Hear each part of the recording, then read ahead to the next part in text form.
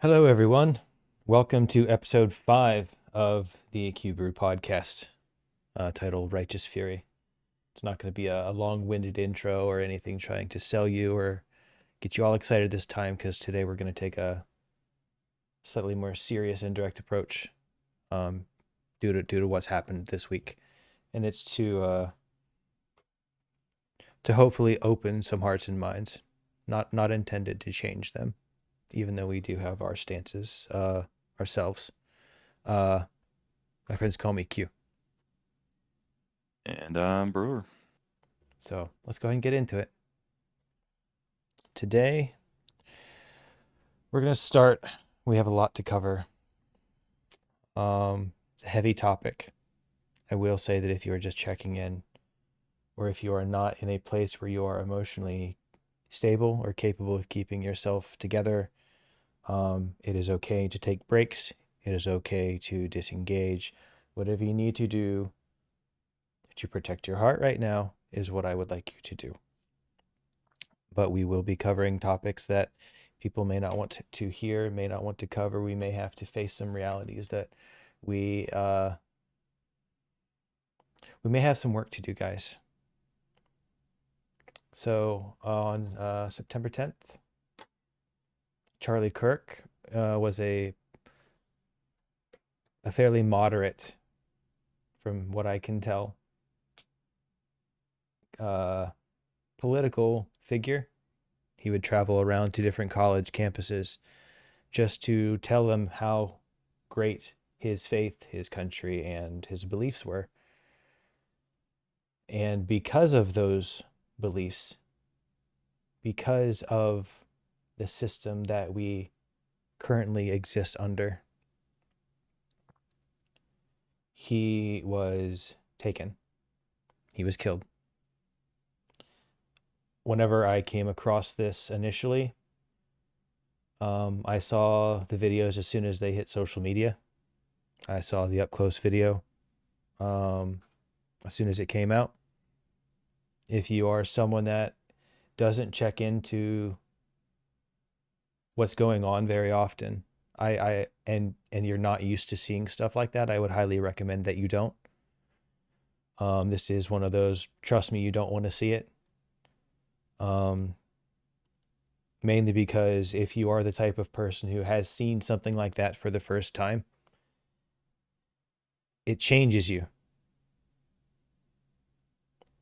and it's meant to. But how it changes you is something that you decide. That's something that I would like to try to really have honest discussion about today, because I share a lot of the beliefs that this person did. Yep. And I would Yeah, never it's I, gonna I would never want yeah. that for anybody. But we need to look at how this came about. We need to look at the pieces, and we're going to face some hard facts. And I mean, honestly, we're already blacklisted and canceled right now. The only way that this stuff is going to get moving forward is if we have your help. So if you guys, are ever obliged to listen, like, follow, comment, subscribe, tell your friends, we have to do something. And this is what we're trying to do, to at least keep the people that don't want to be informed slightly informed. I want to be talking about video games. I want to be talking about anime girls, right? I want to be having fun. Sometimes you need to get out of the comfort zone and just go in and discuss the topics that people are trying to avoid. And quite frankly, a lot of it's the propaganda and indoctrination to not discuss it, and get demonized when you too try to discuss something or go outside whatever the narrative is at the time, whether or not it's the majority opinion or not, but what is the current narrative.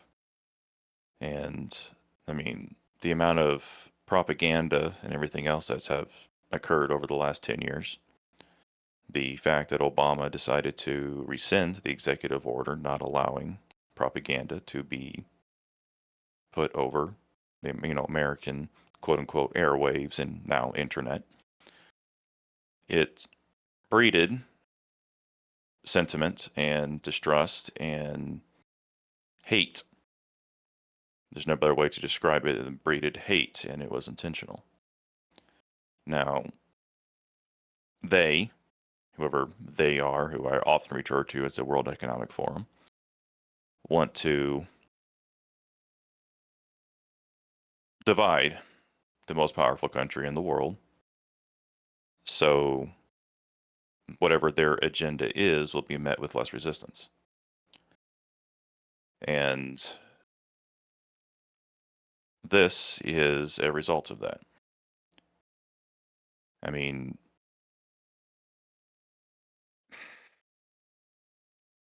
but I suspect that this assassination is going to result in something that they were not expecting. They may have anticipated, they may have seen it as a way to, or how should I say it? They may have seen it as a possibility, but the result is not quite what they were expecting. Yeah. Well, So we're talking that's some very large stuff. I would like to build to that. So yeah, I think that's getting to where we can understand that, working towards that, what we need to go through. I think we can get there.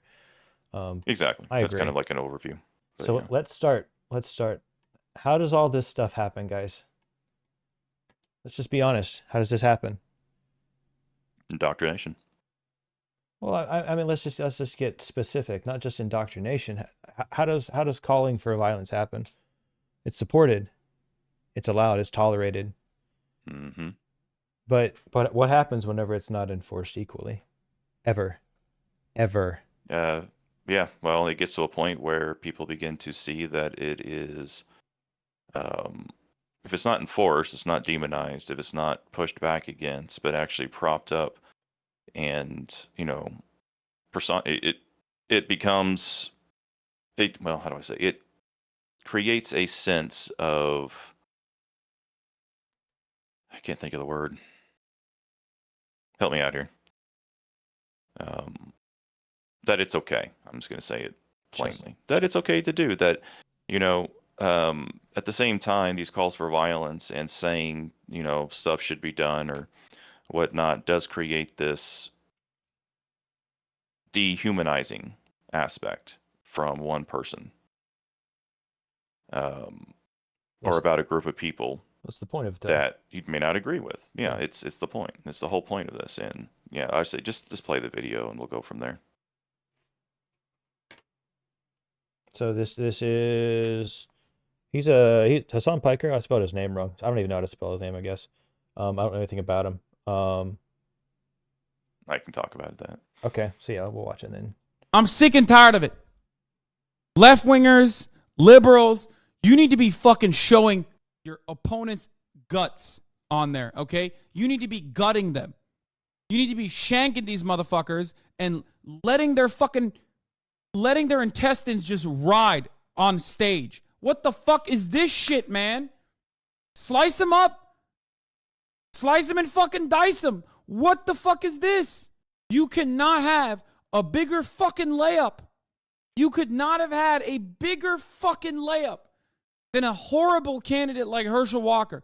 Sure, he was prepared very well. And Herschel Walker actually had a good thing we do need to make sure we do. We got to keep attracting. Wait, is that the? That is the CEO of Twitch. Oh, all right.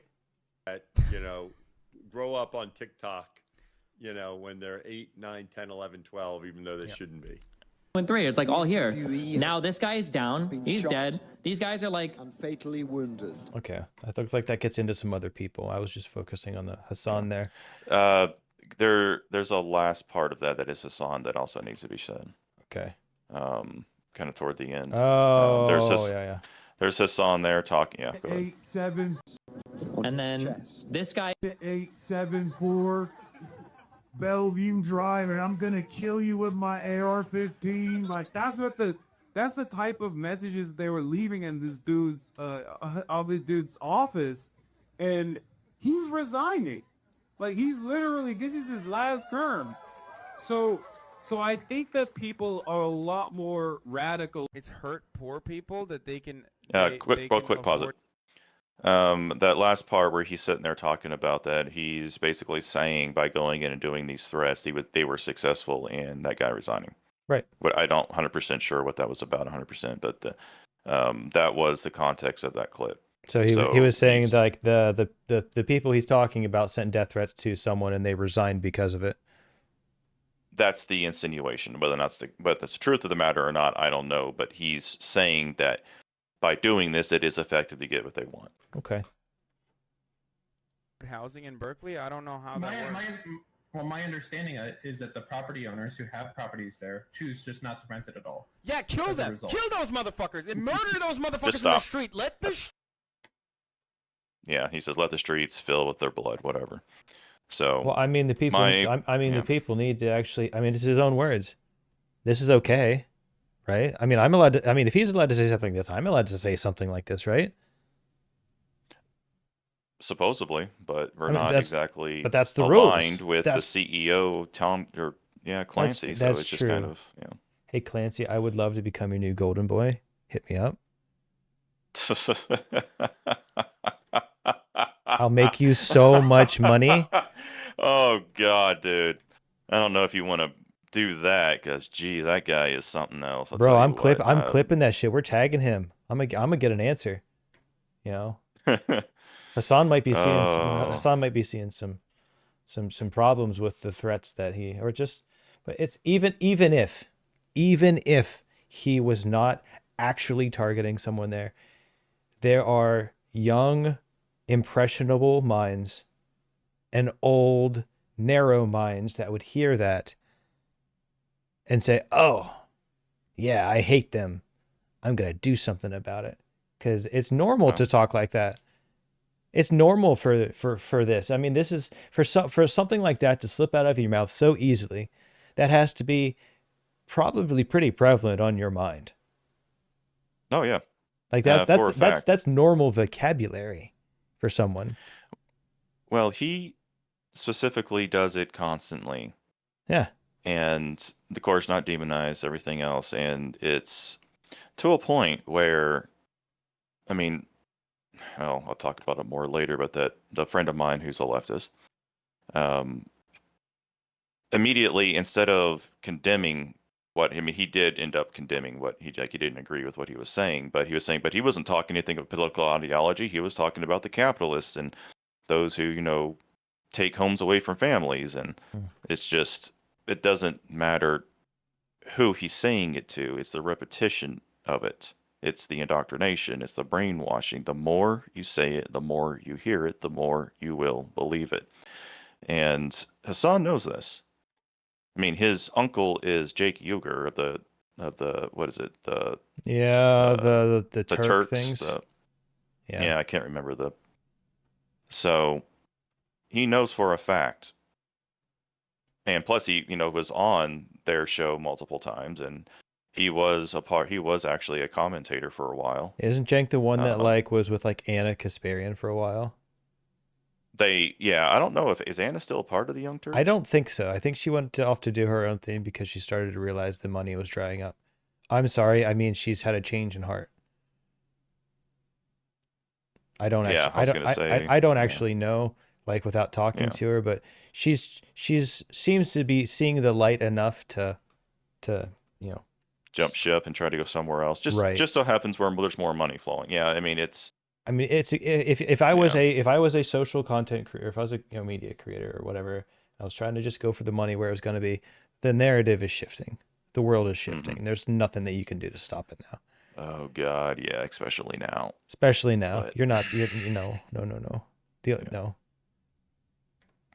But focusing on Hassan. Get a ring now. It's just he's just the poster child. He is the number one left wing streamer and commentator in the world right now, and he is the primary person that all of his orbiters are basically emulating to push their rhetoric and to get to feed that base.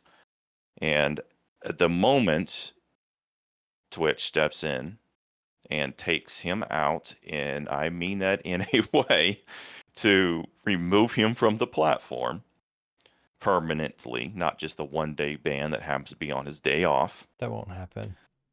It won't happen, but until they do it, I mean, Twitch is in trouble.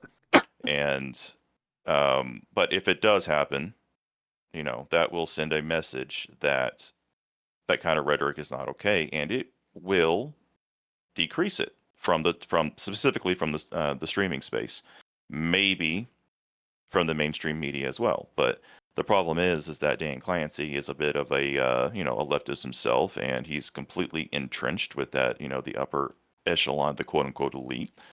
And Don't if worry. he does Don't worry, ban Dan. Hassan, Don't worry, Dan. We'll save you. well, he has an opportunity. We'll save I you, mean, Dan. I did make a post on X where he should immediately ban Hassan permanently and apologize and step down and resign from the CEO position. He won't, because he's Honestly, you know, completely. I could come up with a plan that he could keep all of that. Well, whether it works or not, and whether, you know, anybody that's fairly radicalized currently on the right would accept that is a completely different argument to make. But until that happens, and until people become or people are held responsible for the things that they have been saying, that are specifically calls to violence and suffer the consequences of that, nothing's going to change, from at least the perspective on the left. And one real last thing, how do I say this? Anyways, I lost the thought. Never mind. Moving on. Okay. So that was just the first example of one person with a large following saying things that I think most people could say are kind of a bit too far. Even being generous, right? Even being generous, that's a bit much. You might need to talk to somebody if you feel that way. But I also want to show you where it's in the media. And we have another amazing content creator here, Destiny. Destiny's amazing, guys. Didn't you know? But he's on CNN, and this is just a 4-second clip, so I don't want to take anything out of context. But let's see what he says. I hate Charlie Kirk. I think he's actually a Satan spawn, but he's very, very strategically minded. I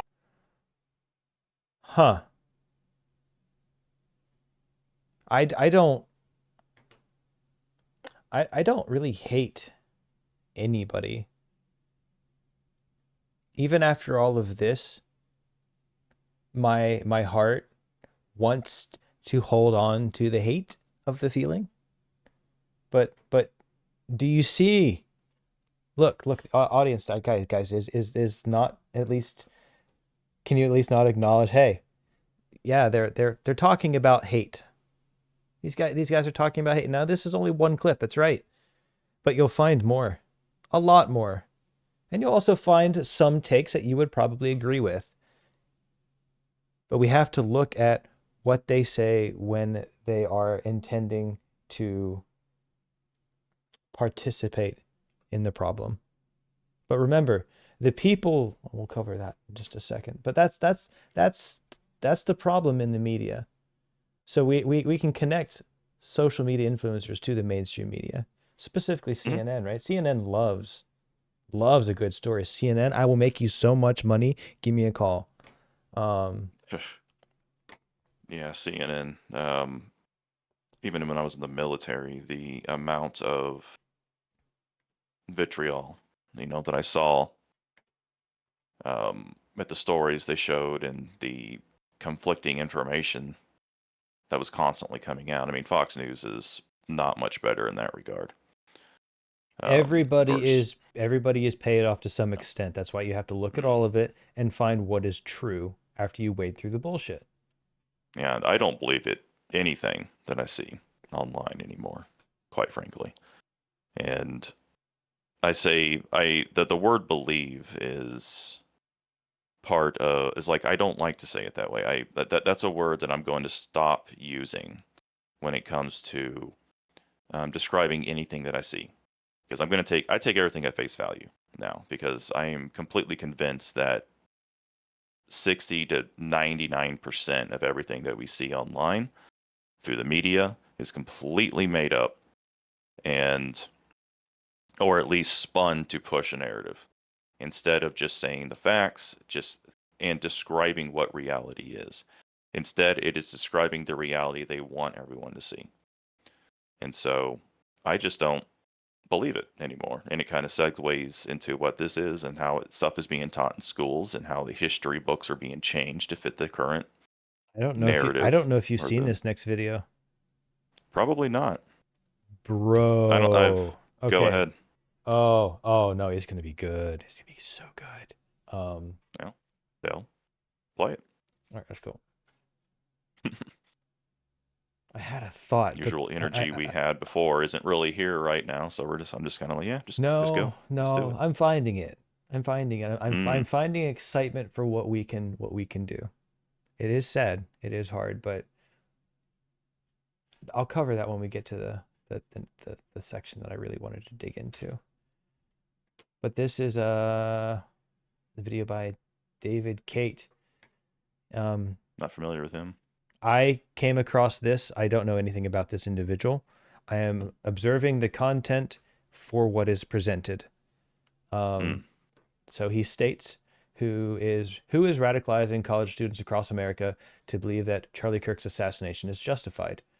Let's start with the organizations on campus calling for immediate action against President Trump.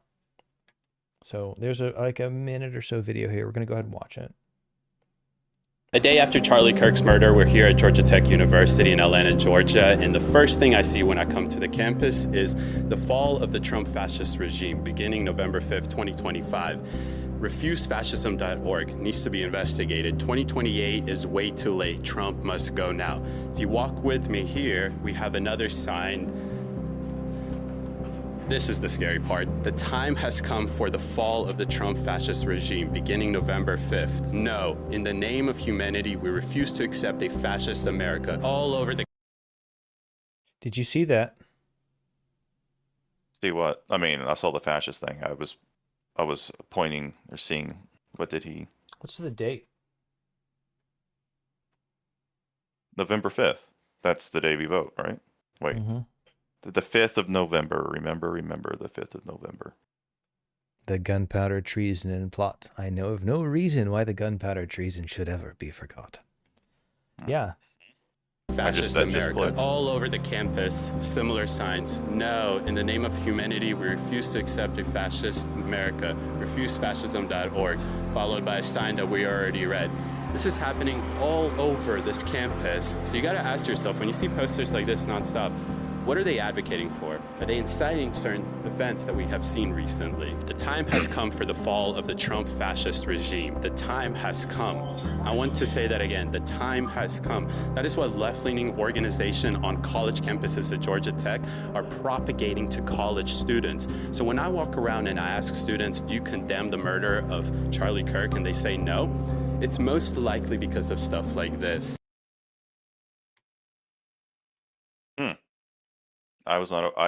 Holy shit. They digest it every day on campuses. Mm-hmm. Every day. Yep. Guys, this shit isn't hidden. This isn't hiding a book in the children's section that they may stumble across that talks about sex toys.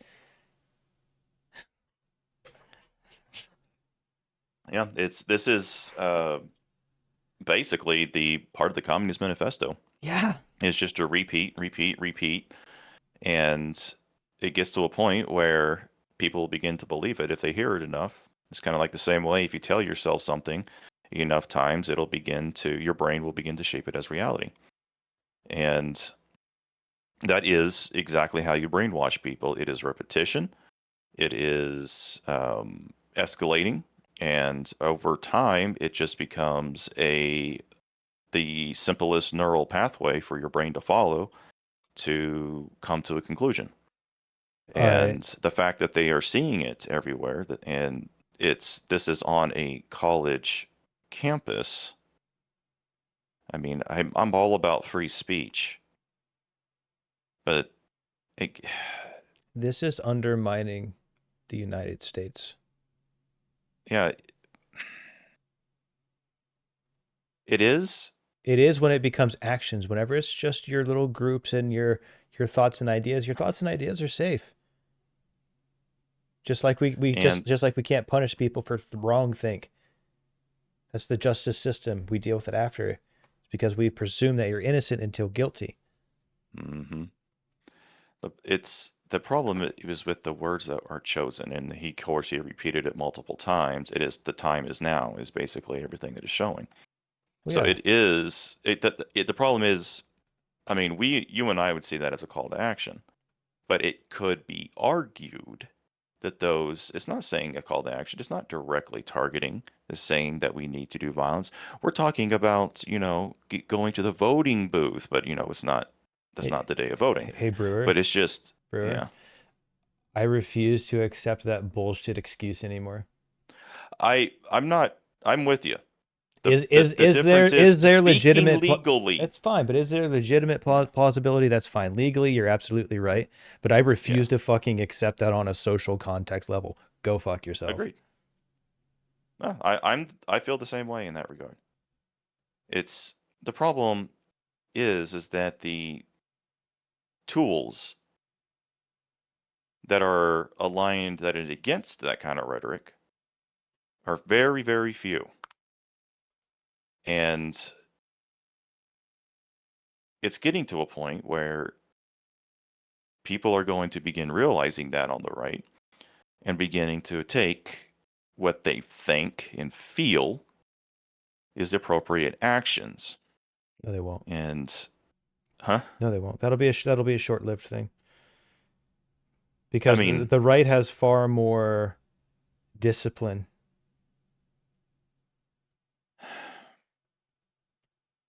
In that specific avenue, I think the right has far more discipline. I think that the emotions and all of that. I think that we're in the moment where we need to make sure that people can channel it correctly. I agree. So it's yeah, it's overall. I mean, the rhetoric does need to stop from both sides. And right now, emotions are high, and people are going to say things that they don't mean. I'm not honestly mean because they feel and see that they currently have no other recourse. I'm not saying that there is another recourse. I don't know what that other recourse is. But it's getting to a point where it's not getting to a point. It has crossed the threshold. And people are going to respond accordingly. And when I say people, I don't mean the entire right. I don't mean everyone who owns a gun in their home. Literally everyone, businesses, everything. Yeah. Specifically what I'm speaking to is there is going to be the lone actors and the lone individuals who are now radicalized, who have been considering doing this kind of thing. They are going to act. You are going to see in actions very similar because they have in their minds no other recourse, no other choice. I don't agree with that at all. Well, but when you are seeing people online saying that, they are killing us because they don't like our First Amendment right, the only thing we have left is the second. Yeah, but I mean, So, yeah, your tag of victim means nothing anymore. You've ruined it. Yeah. You have fucked up so bad that you are not even oh, poor me. No. You cried wolf way too many fucking times, dude.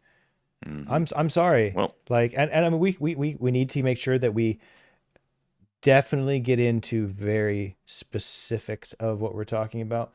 Like direct calls to violence, absolutely not. But the people, like we'll get into the celebration and the people that are indifferent and the people that are honestly upset and the people that are angry. I want to cover all of that. But I also want to take one more thing to we showed that it's in social media, it's in your media, and we already know that they're connected, and it's in your schools, and we already know that, well, those are all connected, and it's in your politics. So, well, go figure. It's all going to be connected. But this is from Libs of TikTok. It's a video of a Democrat, a political consultant, talking about the very event on the 10th. I haven't really gone through this one too much, but I just want to hear their own words. Like, this is people that work on Democrat messaging. And this person worked on Joe Biden's and Pete Buttigieg's campaign. Wow. Cream of the crop right here, I bet. Let's see what she can teach us. Today's Fresh Hill is that Charlie Kirk, founder of Turning Point USA, is bringing his so-called American comeback tour to 2 campuses near you. He is starting his tour at UVU on September 10th, and then he'll be back in Utah on the 30th at Utah State. Terrible demon boy. Charlie Kirk is one of these campus... Boo and terrible demon boy in the first 17 seconds. She's not trying to she's not trying to fucking inform you. No, that is actually a what is I can't think of the word right now. Like, I'm a straight up MK Ultra shit where you do subtext and subliminal messaging. There's the word. That's exactly what she's doing. That's exactly what it is. Yeah, it's boo. Continue. Let's just finish Yay. this out. Yay. Oh, yeah, okay. Tour speakers that always sparks controversy, and for a very good reason. When he was 18 years old, he founded something called Turning Point USA, which is essentially a network across the country of different college clubs? Of various college clubs that are focused on spreading the good word of the far right. So when he founded this, it was supposed to be It's not the far right. He was very much a moderate. Oh, yeah. Let's take some time to talk about that. I think we can kind of figure out what the rest of that's going to be about. We don't. No, I want to hear her talk. I want to hear it. I want people to hear it. Okay. And then we'll move on to platform where we would get people together in good faith and have discussions about things. And now in 2025, it is certainly not that. Since its founding, it abandoned this nonpartisan debate journey that it was on, and now a content farm for white supremacy, cancel culture, martyrdom, conspiracy theorists, and all too often these mega conventions where little baby fascists get to cosplay as freedom fighters. So that's you guys. You little baby fascist freedom fighters. That's you. And I love every single one of you. Just so we're clear. If the rule is you have to say things a lot of times for people to believe you, then I'm just going to tell you that I love you. That's how I'm going to fix it. Hey, Brewer, I love you, buddy. That is... Holy shit, dude. You may have just... That is how you fight back. Okay, that's exactly how you fucking fight back. Yeah. Bro, it's easy. It's fucking easy. But the thing is just... okay. I wanted to go back to your point. The moderate. All right. So I think now is appropriate time to bring up the friend of mine. First, Charlie Kirk was a moderate, right? He wasn't far anything. But it's something that those on the left use and label anyone who disagrees with their opinions as far right. Of course, it's just labels upon labels upon labels that is always done by them to discredit, dehumanize, and basically incite violence. And the fact that they saw a individual who, from the right's perspective, was a moderate, was a Christian, a loving father, he believed in the core Christian values, and because he believed that he was a Christian, he was a extremist. And it's interesting that a few days before this event, Trump actually came out and began putting pressure on the House and the Senate to pass anti-Christian laws. And like anti-Semite laws, you have anti-Christian laws, is what he's trying to get pushed. And now after this event, it's definitely going to get pushed harder. But it's not, I suspect that Trump is waiting until after the funeral to actually begin to really dial up the rhetoric, because he would much rather have people mourn him, and then after the funeral and after everyone has at least some sense of closure, start going hard, as that's a side point. But the fact that many people on the left, including moderate leftists, saw him as far right is very indicative of the overall indoctrination and propaganda machine that the left has basically been pushing for the last decade. And I have a friend of mine who I trust immensely. He's one of my best friends. I went to college with him. He's also a veteran. And he and I were roommates when he and I were working the same company in California.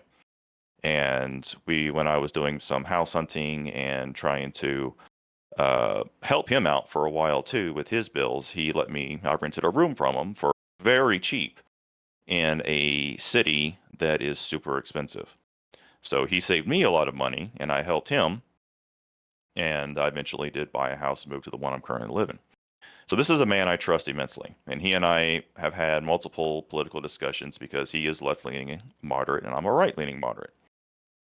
And so you guys are both moderates. Yes. Okay. But it's interesting because throughout this conversation with him, I began to realize that both moderates think that the other side's moderate is not moderate. And everything that we talked about and the words that he used from the left have also been used on the right. And I kind of approached our conversation as me speaking from perspectives rather than my own individual perspective. I didn't actually share any of my personal perspectives with him. When I talked with him about it, I did tell him that, I would be discussing what we talked about on the podcast we're doing right now.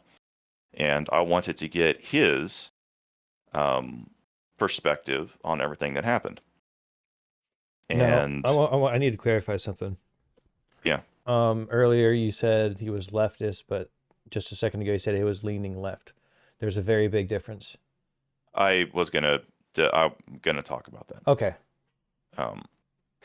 So I guess I'm going to talk about it now. Basically, to kind of sidestep slightly here, I've come to the realization that there are subsects of both sides. You have the moderate left, and the far left. I should say the radical left. And then you have the right side, which is, the moderate right, and far right, or radical right. Regardless, I mean, it's just two different terminologies for the two different sides. And the difference is that now, predominantly on the right, has become fairly unified. I am seeing outliers. I did see a pastor talk about how he was saying that Kirk was not a true Christian, but it could just be leftist propaganda at that point. He's making this claim, so on and so forth. Who knows? But predominantly on the right has become very unified. However, on the left, they have begun to fracture, even more so than they were before.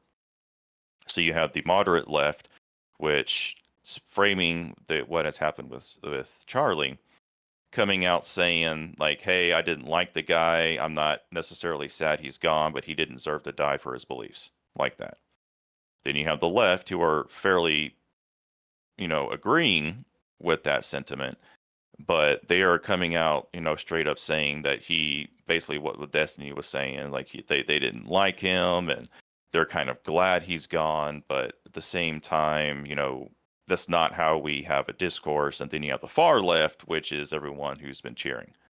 It's kind of the sentiment right now, and the far left is now beginning to be ostracized, and the other two sects on the left are beginning to realize that they have been co-opted, because the liberal ideology, of course, is counter to the conservative ideology, but there is a difference in the ways that the far left liberals versus the traditional liberals, or what my friend would call himself as a Johnny Cash liberal. I'm not 100% sure what that means because I'm not a liberal and I haven't done a whole lot of research on that. But you're gonna see this event as a way for the liberals to distance themselves from those who have co-opted their movement. And my friend, who says he's a left-leaning moderate, and I do agree with his I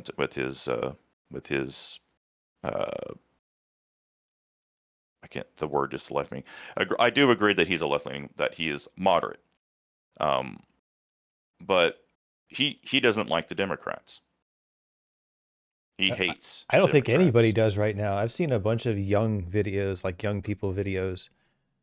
Well, I've known him for 6-7 years now, maybe even longer than that, and he has said that for a very long time. And I suspect that there are a lot of liberals who have just been accepting the fact that the Democrats, and but he could be speaking more to the Democrats that are in the House, the Senate, and when they were even the presidency. He didn't much care for Joe Biden. Definitely didn't like Kamala Harris. I believe. I don't want to put words in his mouth. That's the sentiment I got. I could be wrong. They were just really But unlikable people. No offense. yeah, but he sees them as weak and not actually standing up to the right, where a lot of people on the right see our politicians as weak and not standing up to the left. And that's kind of what I was referring to when everything that we say about the left is saying about the right. Almost verbatim, just maybe a few different choice of words in order to, fit the paradigm of their respective perspective. Question. Yeah. You said that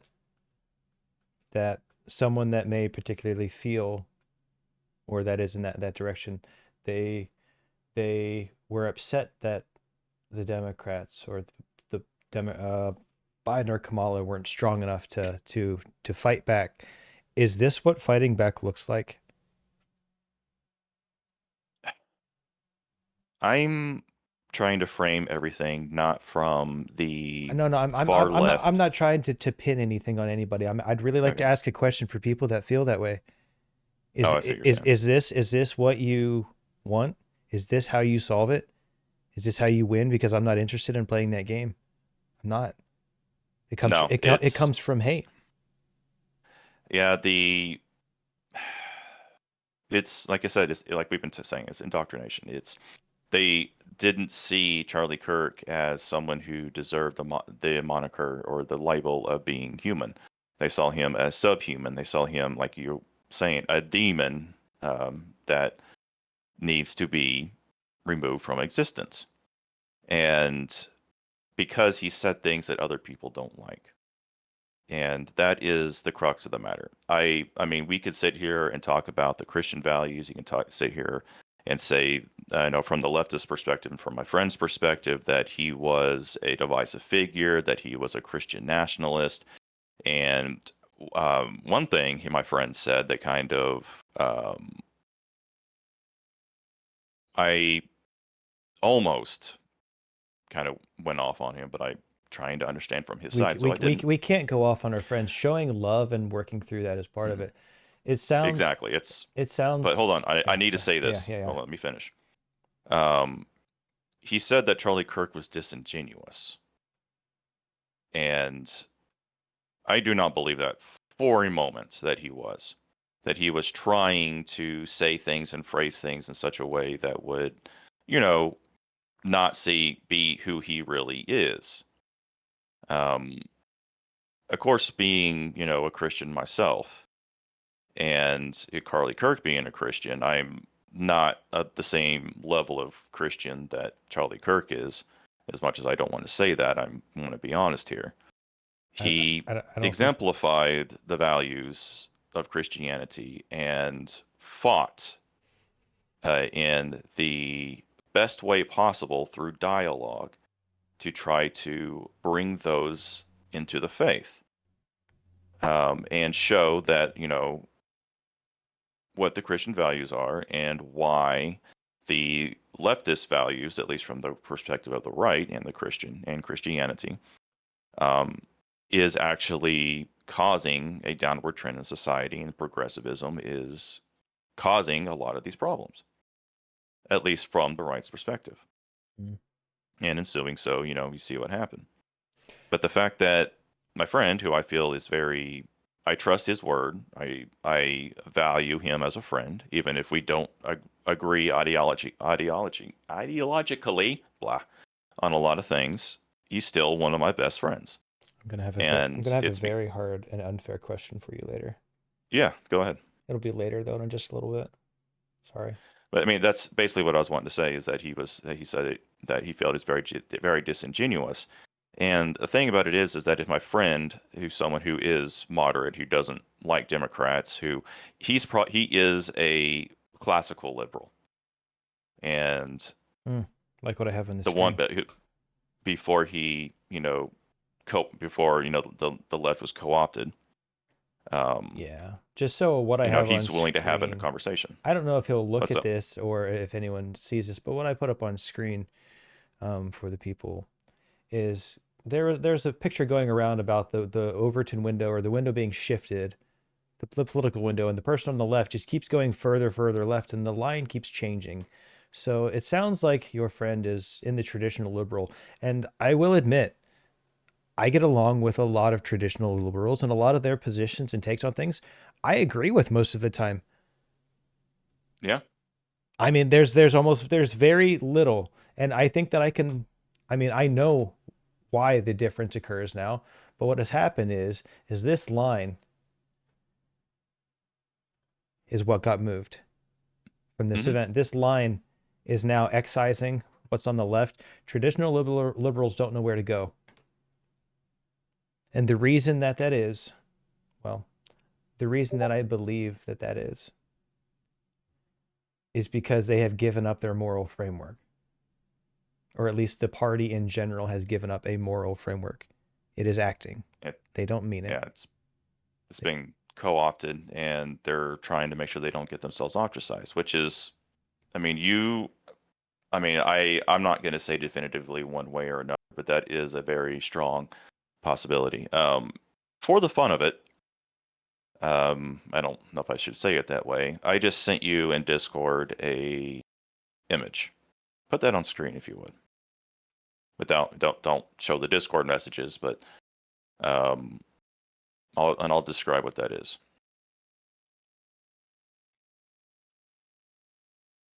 And I guess as he's pulling it up, it is, if you go into Google and search for the political compass quiz, I took that quiz some time ago. This was weeks ago, just for the fun of it, because I saw, if you know who the VTuber is, Leaflet, she's a right-leaning VTuber who does a lot of political commentary, and she's also one of the, just for everybody else, she is one of the people who was one of the game designers for League of Legends. Like, she was one of the originals. So she's very prominent in that space, very, just very knowledgeable game maker in general. She can't do a lot of coding, but she does a lot of the concepts and the balancing and stuff like that. She does some, but she can do some coding supposedly.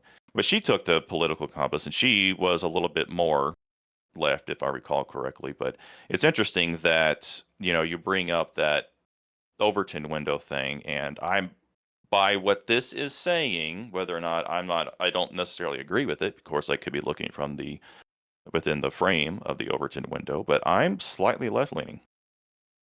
I think most people these days, if they have not been paying attention, okay, so we have to acknowledge some realities to deal with this. The bills and the laws that are put forth in Congress are usually not what they're actually in, like what the name says. There's always carve-outs. Oh, yeah. There's always special shit, and no one is honest about that. We have to start there. If the title isn't even honest, I mean, like the Save America Act, if I don't know what's going on and I say, oh, I'm going to trust my politicians, and it says Save America, I'm going to vote for that. Fuck yeah. Why not? Check. We can't trust anymore. The trust is gone. Okay. I'm not really following how that, like, where's the leap from that? Like, from what I've been saying about my political compass, and you immediately go to about something about laws. I'm not following what you're trying to do there.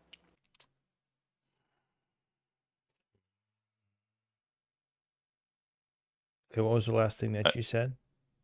I'm trying to remember now. It was just that I'm slightly left-leaning by what this is saying, but I'm not necessarily agreeing with this, but I'm looking at it from the perspective probably within the Overton window right now. So what I was doing, I was asking for people to I was asking viewers or just normal people to pay attention to the titles and what's actually being sent to them.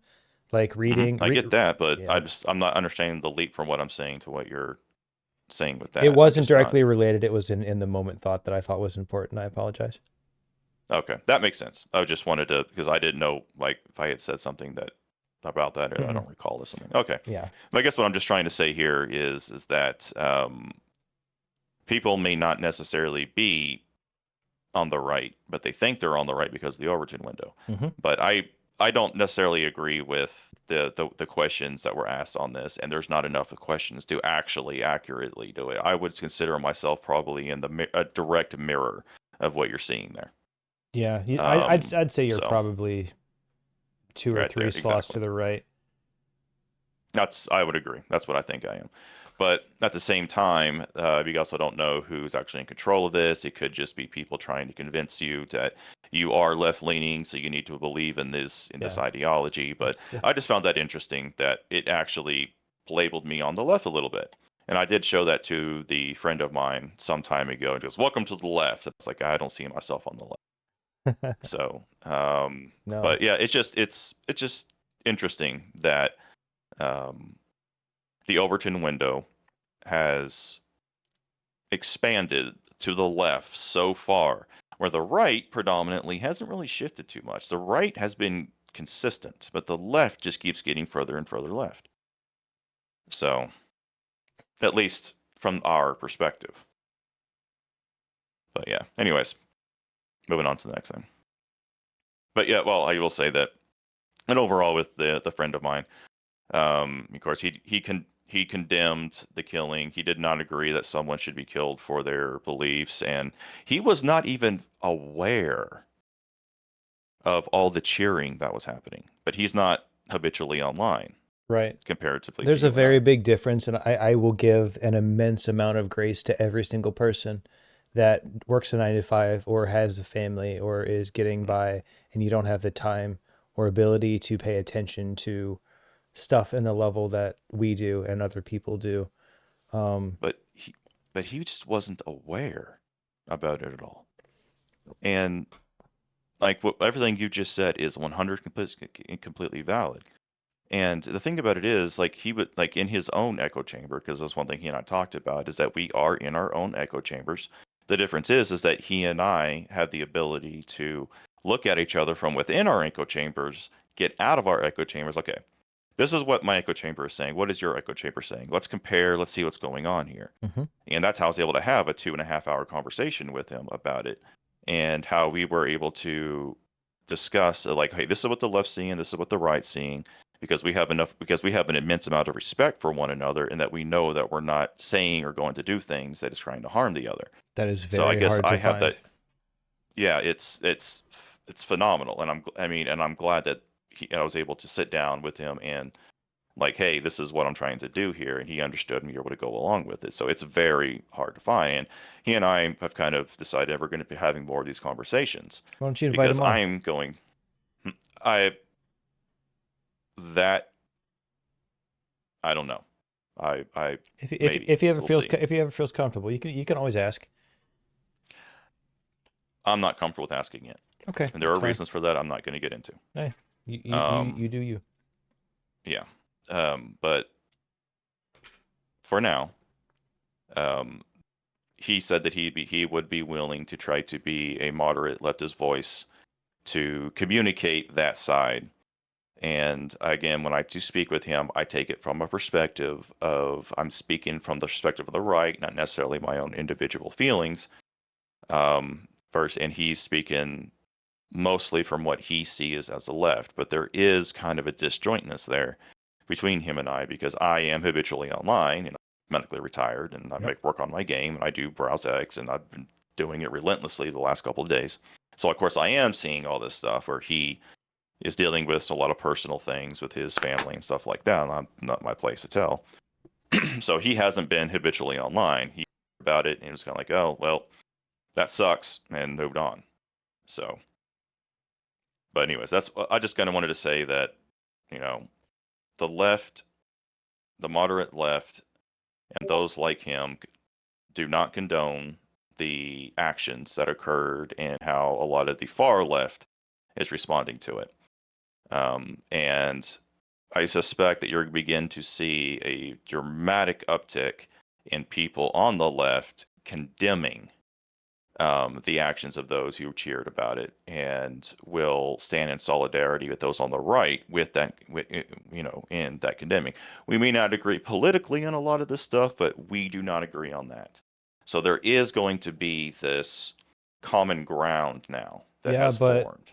I don't know. I don't know how long it's going to last. I don't also know if I trust, because there's a lot of people that are just going to hide and say, oh, no, I'm going to just I'm not going to say the quiet thought out loud anymore. Which is ironic, because the right has been doing that for a very long time. Now the left is being forced to do that. So there's that paradigm shift. That's like the first major actual paradigm shift. Then now that the left is now going to be in fear of, they say something, they're going to get canceled. They should. So it's their rules. Yeah. Well, yeah, but that's one of the things I was, about to say, is that the right is now going to be employing a lot of what the left was doing from their own playbook, and they're going to be crying foul. They wrote it for us. The problem is, exactly. I mean, what do you do? Exactly what I was about to say. There's They video, wrote it. documented evidence for at least a decade of the shit happening. I'm sorry, you have absolutely nowhere to run this time. Exactly. So this is also something I'd to kind of add to it.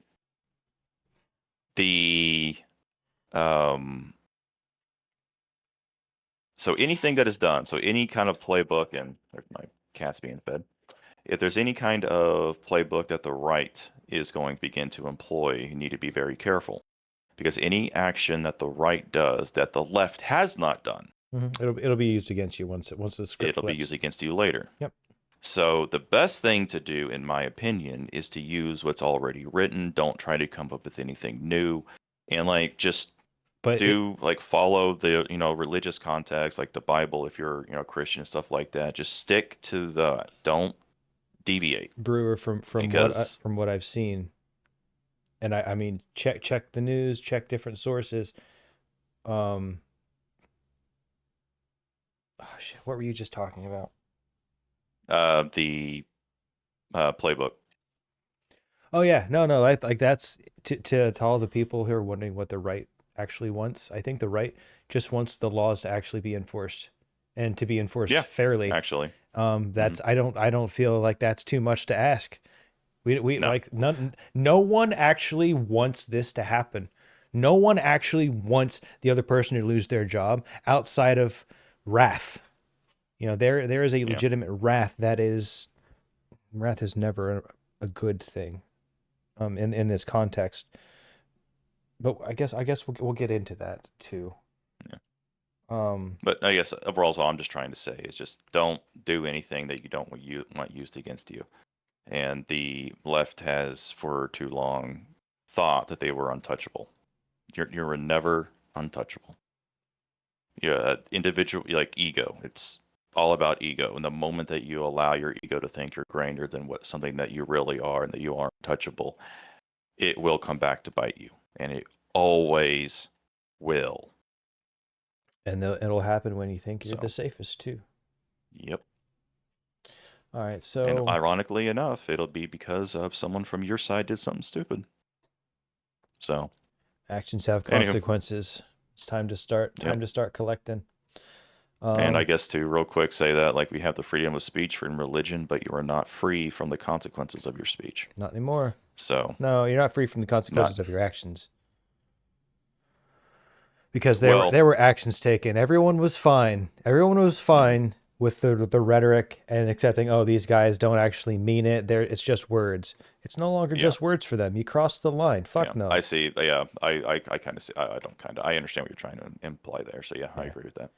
All right. Anyways, moving on. So the big section that I wanted to kind of break down, just kind of the overall event and some thoughts that I had regarding it. So we know what happened was Charlie Kirk was taken. The initial awareness I covered at the opening, which is I found it immediately on X. I watched everything as soon as it came out. I will not share any of it. I don't recommend it for people that want to look it up. It's not good for you. I don't think it's good. It's not good for your heart because there's innocence that's lost whenever you experience or you intake something like that. I don't think it's good for you. But I want you to choose what is right for you. You make up your own mind. That's what matters. That's what we're here for. Like I may have an opinion, you may disagree with. I want you to make up your own mind, but at least be smart about it. So there were claims that it could have been a professional hit at some point.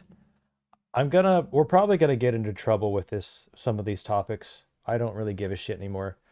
I don't think that the people that were trying to sell it as a professional hit, I think there's two camps here.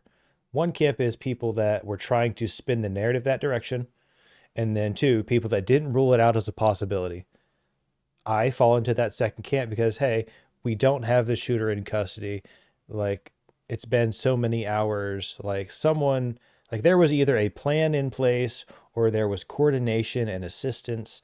So if we're talking professional hit for hire and he was getting money for it, by that definition, I don't really think so.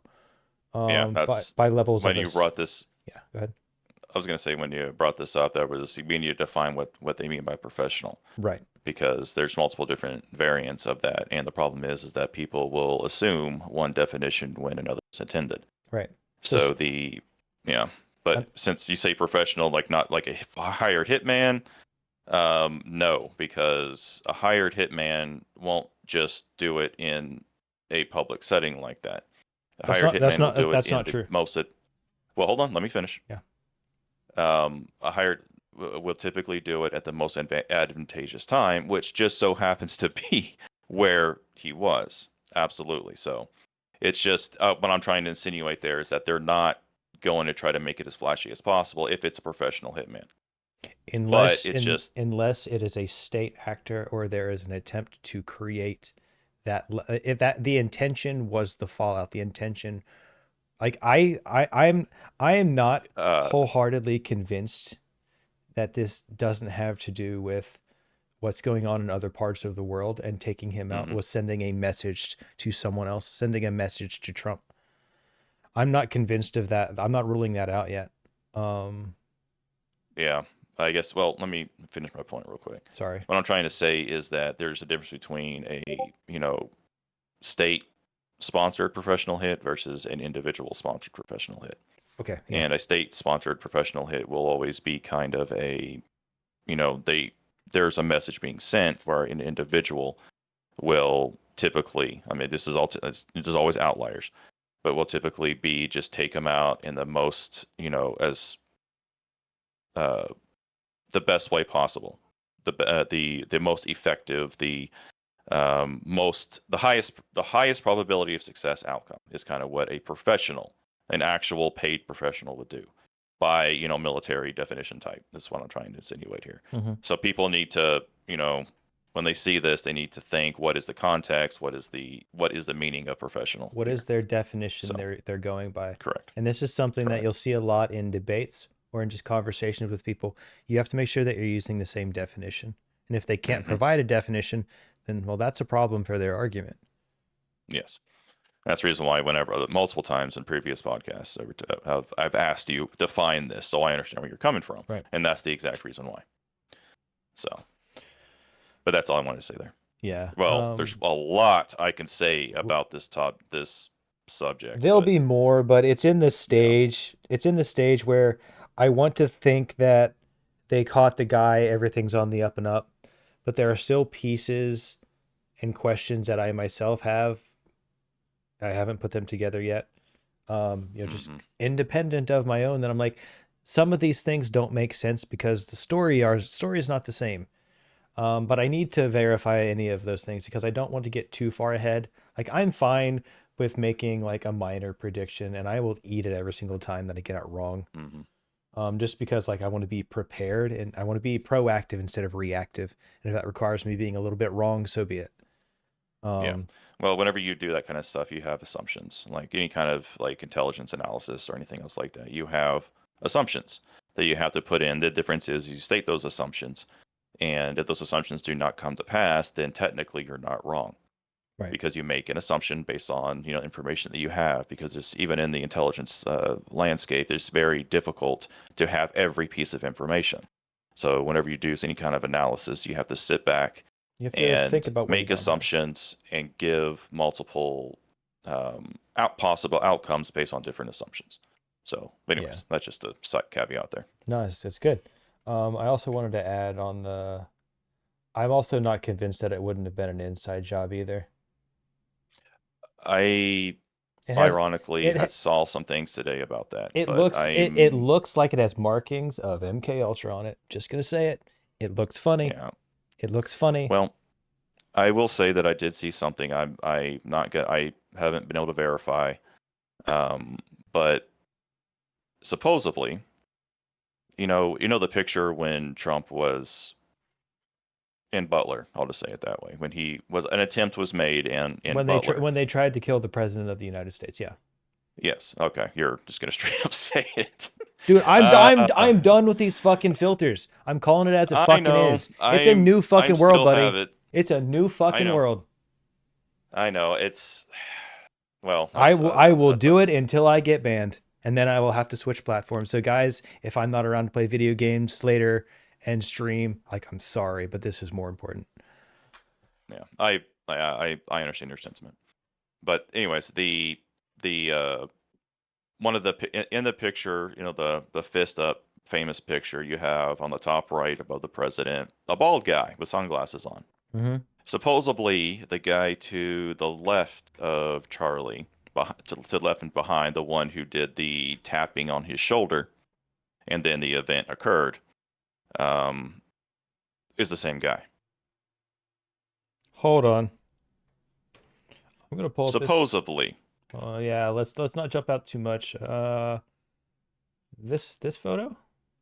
Yeah, okay, so the guy wasn't bald, but the guy right there on the right, sorry. For some reason saw him as bald in my memory. Yeah, that guy was supposedly I'm not saying it's the truth, but that is a post that I saw, and it had a lot of people comment. Yeah, but we're talking political protection versus private protection. This was a normal citizen. This was a normal dude walking down the road. This was just like you. This was just like me. This is just like every single person that hears this. A normal person just like you. This wasn't a politician. Well, you're taking it to a different direction. I'm sorry. Here. I'm just riled up. No, there's a lot of emotions. There's a lot here, buddy. Sorry. So, but like, kind of the point I'm trying to make here is that there are individuals out there who are going to be putting out this kind of information. I can't verify or deny what this information is true or false. It's just that there is a lot of people out there that are trying to pin this on certain state actors and certain other individuals. And there's so much misinformation and disinformation that is being put out there. So it's like, I'm not believing anything that's being come out. It doesn't sound like that's very helpful at the moment for information, though. So like, yeah, I can see someone trying to weave that narrative and making it about something else. But to me, if we're doing the Occam's razor, it was either a kid that got heavily indoctrinated in school, in college, or by a small group of people and friends that he made there because they made him feel special and heard, and or it was something a little bit more nefarious. Yeah, like the thing about it is we'll never know for sure, but the important aspect of it is that how the public is going to respond. I mean, honestly, as much as I hate to say this, it doesn't matter who it was. It is what matters is how everyone's going to perceive it. And that's going to be the reality. That is what they're going to run with. And that is what is going to change. And that is why things. The fight for the narrative matters right now. Yes. And so that's the reason why everyone is trying to, I say everyone, many different factions and many different powers that be are right now trying to control it. And right now, of course, I'm not making any insinuations here, I'm only stating facts. With Trump and the right holding the political power in this country, they are, of course, showing all these different facts about the killer and the fact that he was, had trans ideology in there, was a leftist and everything else, is the facts that they are presenting. Whether that's the truth of the matter, well, I don't know. I'm not going to make a claim one way or another at this point. I just don't trust. I'm not going to make a claim, but I will make an observation about one of the pieces they presented, the bullet casings with the engravings. Yeah. Okay. Like there were. If I was intending, and this is me playing devil's advocate against my own thoughts and beliefs, if I was intending to stage something to set up a fall of any certain kind, it wouldn't be very hard for that to be the manifesto or the way to spread that message. You could remove most of the other factors that gives you that, oh, we have this piece of information.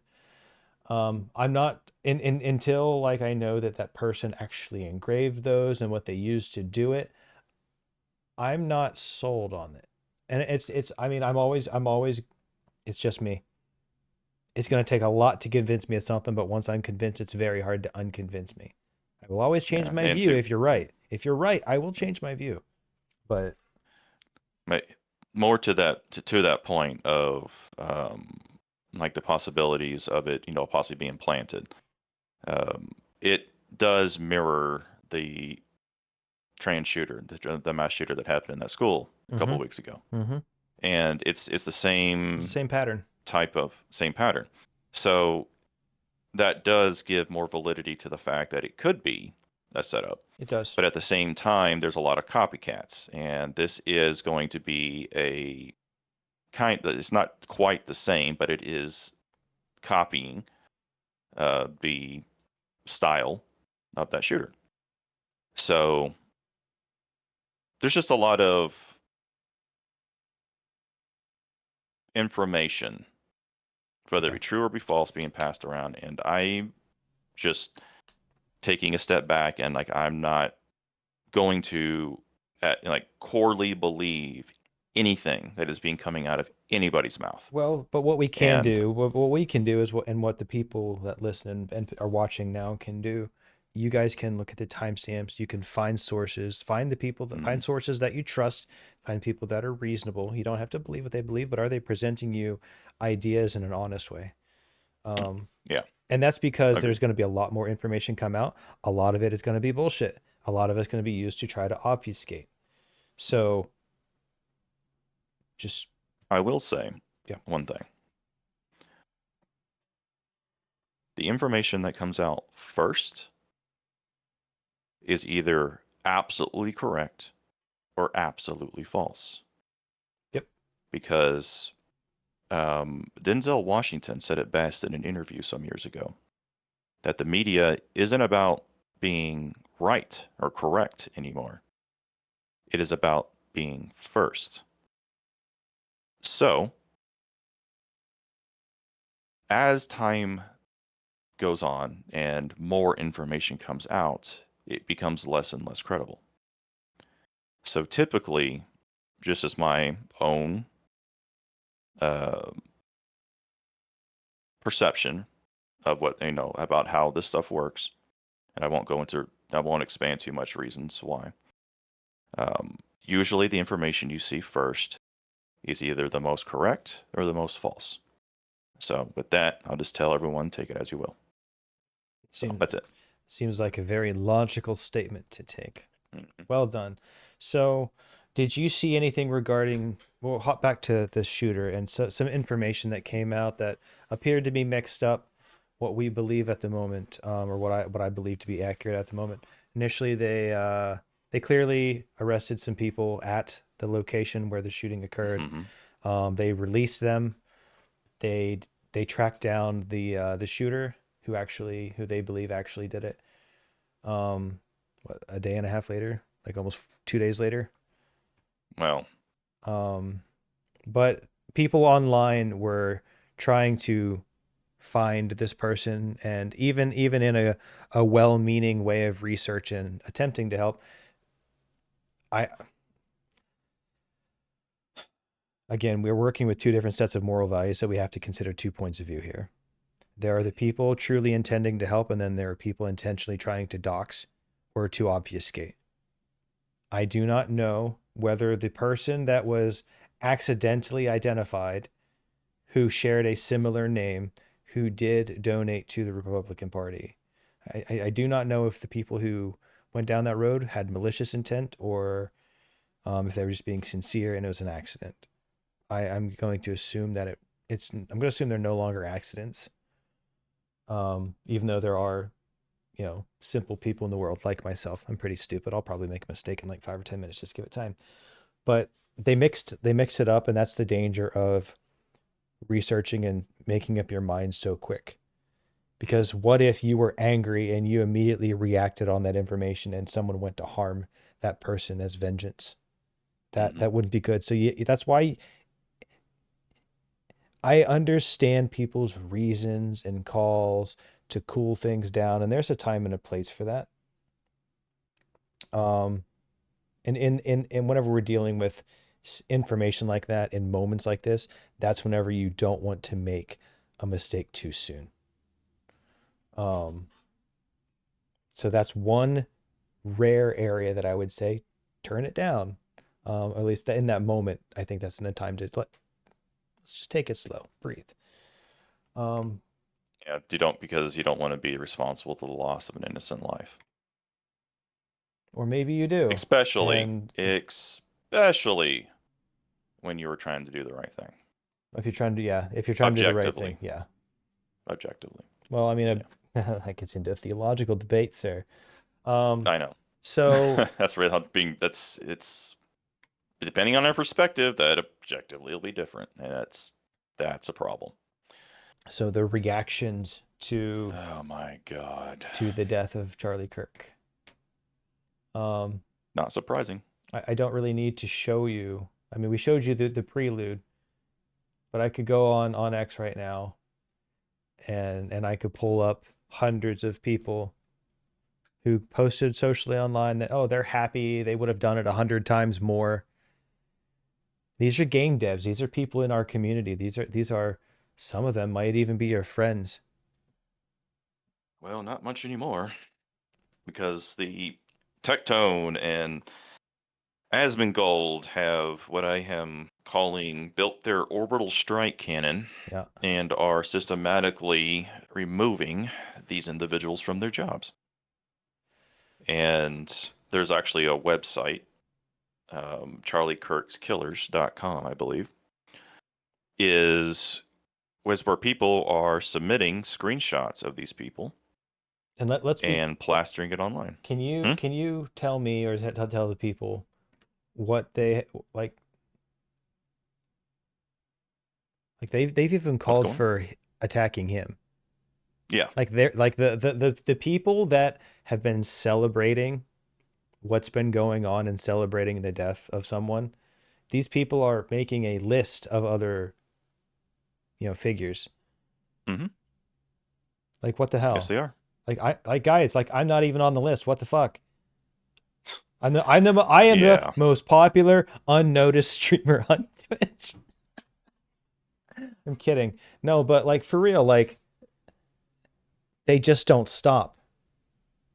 The mask slipped for a little bit, and they don't stop. Normally they would back off, they would apologize, but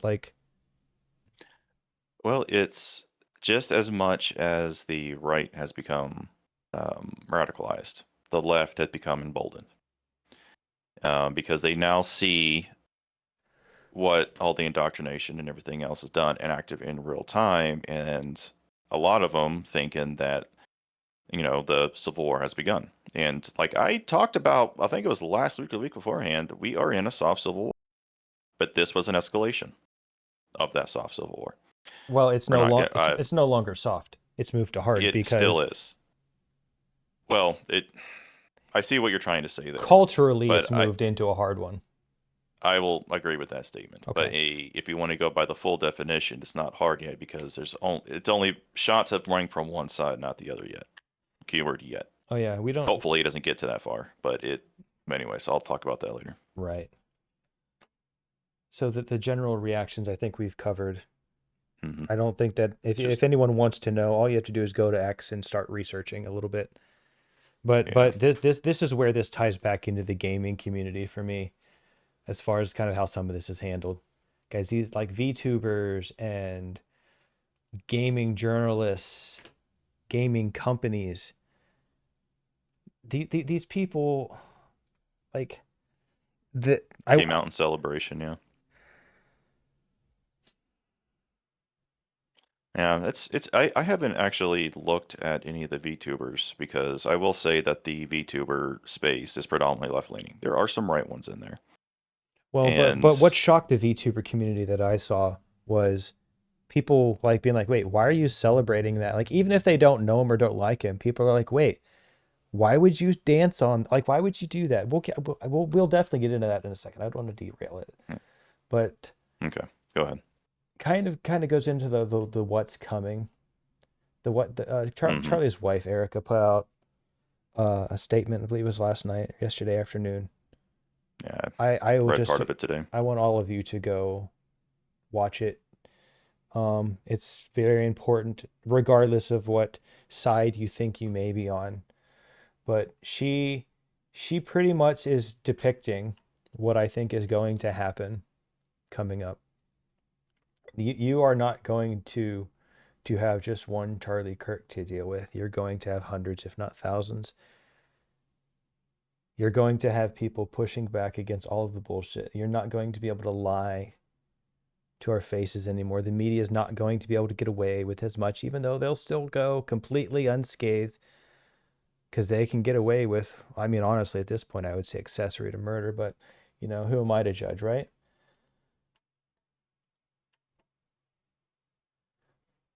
But it's coming. And one of the saddest things about the wife's public statement, I'm gonna ask you guys to do something for me real quick. I'm gonna ask you guys to be vulnerable. I'm gonna walk you through just a couple of steps. I saw this on a video, all right? I want you to imagine that you're hugging your friend, someone that you love, right? They're in your arms. And then for a second, I want you to imagine like they are no longer there. They're dead. They're gone.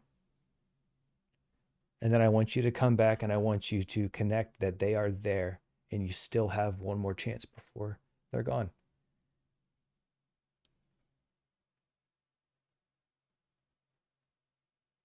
Okay. So whenever you find yourself in that space, I think that you can find some humanity. But what do you tell a 3-year-old child that asks, when is daddy coming home? Yeah. Can anyone in chat tell me what you would tell a 3-year-old child? Please. How do you tell a 3-year-old child daddy is dead?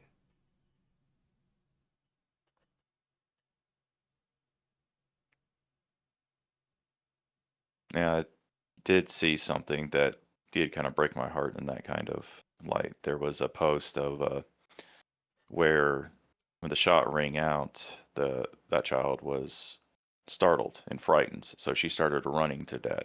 She ran to him. Mm-hmm. She didn't realize what happened. She couldn't comprehend it. I want you guys to go watch the video. Yeah. What she actually tells her child. I want you to go watch it. And then I want you to come back to me and tell me that doesn't speak to you on some level. Yeah, definitely show someone's level of humanity. So that's kind of what happened. So where are we now? I promised that whenever I started doing this podcast, I was going to be as honest as possible, as tolerant and understanding as possible, and I'm still going to try to do that. But in order to do that, we're going to have to cover some topics quick. We're going to have to set some ground rules, guys. But I just want to take a second to talk to the couple specific types of people that I've seen. To the people who laugh, and maybe even to some of the people who are indifferent. To the people who laugh. Fuck you.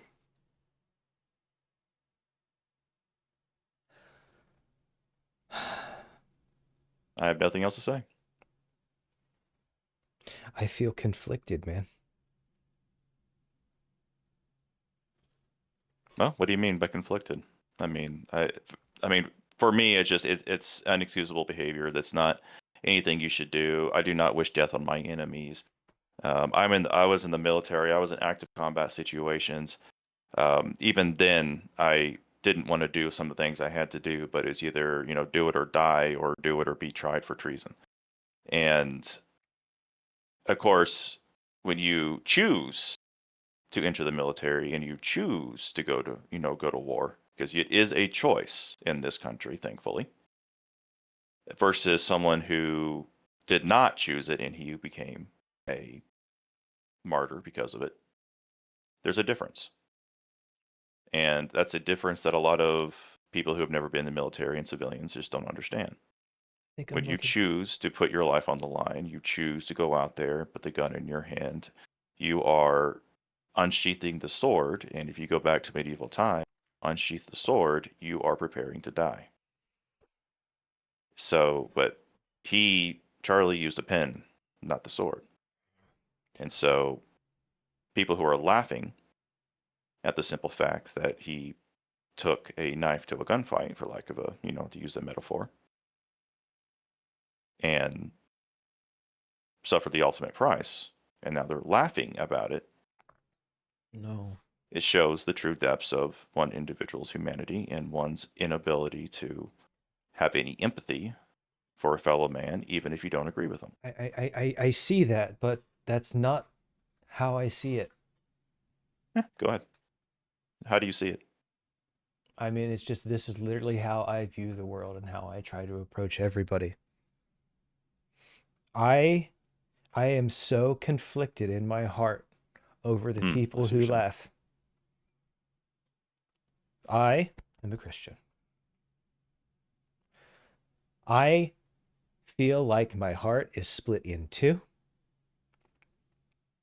because half of me is so fucking angry. Mm-hmm. I want revenge. I want vindication. I want something to be done. I am tired of being preyed on. I'm tired of being kicked for no fucking reason. That part of my heart wants to hate the people that did this. That part of my heart wants to hate the people who are laughing. But I know that that's not right. And I fucking hate it. I hate that I know that that's not right.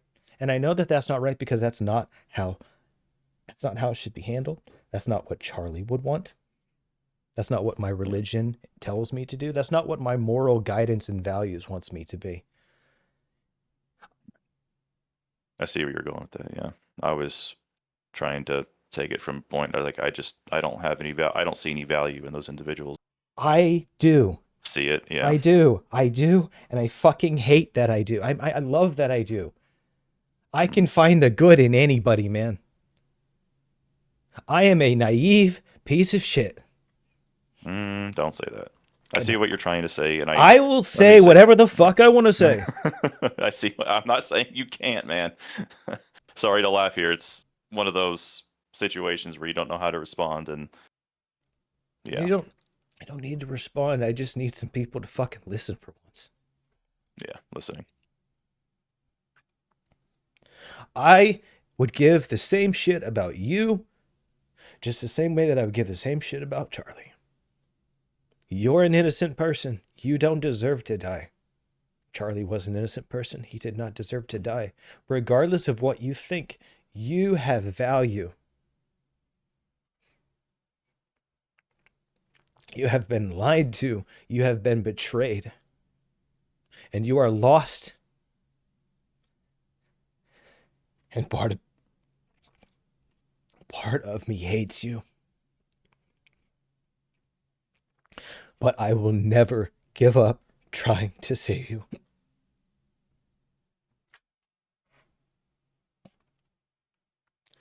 I don't care what you do. I don't care what you have to take. I'm not going to give up on you.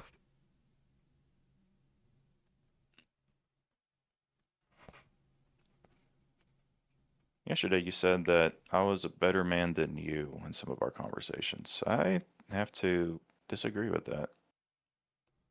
Maybe I'm just numb, but I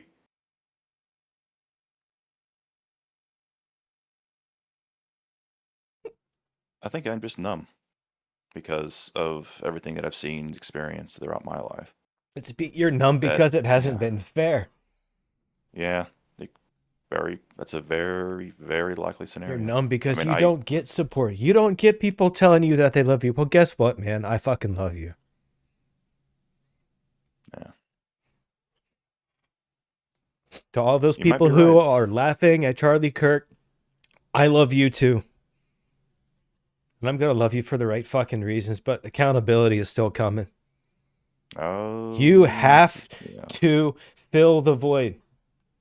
So temperature cools down when you give Charlie back.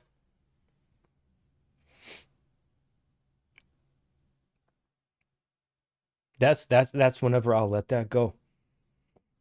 But no matter what happens, I'm going to do everything that I can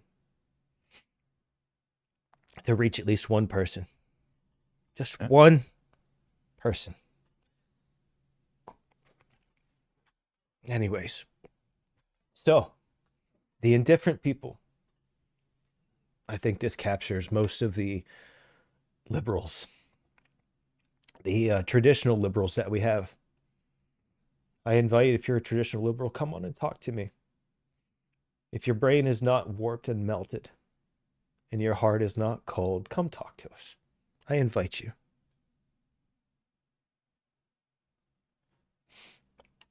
I want to send a message to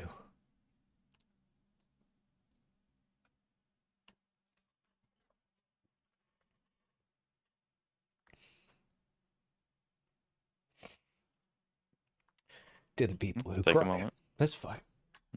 Okay. To the people who cry. Cry your heart out. It is sad. It's not just sad that it happened. It's sad that we're doing this to our own people.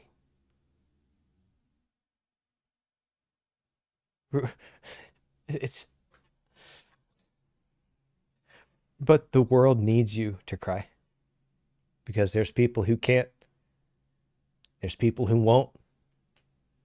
There's people who should. People who can't, yeah. There's people who can't. So if you're someone that cries, cry your heart out and let it happen. And that's okay. It's a good thing. You have to get it out because that's the only way that anyone's ever going to heal. But you take the time that you need. But don't let it trap you. Don't let that sadness become despair. Because that's also another way that that's going to eat at your heart. To the people who are angry, I believe that you are what the title of this episode is. You are the righteous fury that is coming. I believe that for far too long, there has not been a space carved out for strong Christian warriors. You're angry because, well, like we talked about, you're hurt. They've taken something from you that they had no right to take.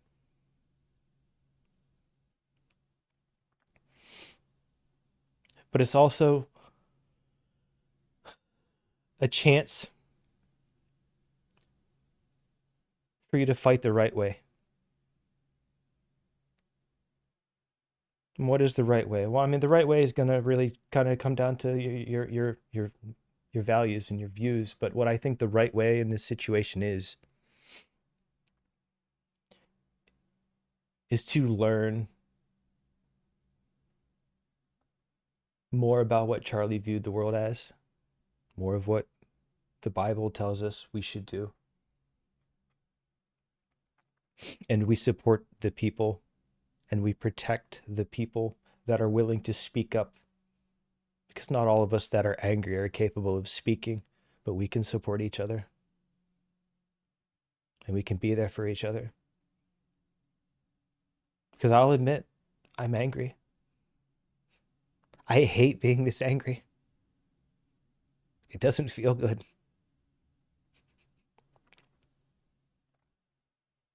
I wish it didn't have to. I wish that we could just continue to play the game and the mask wouldn't have slipped off.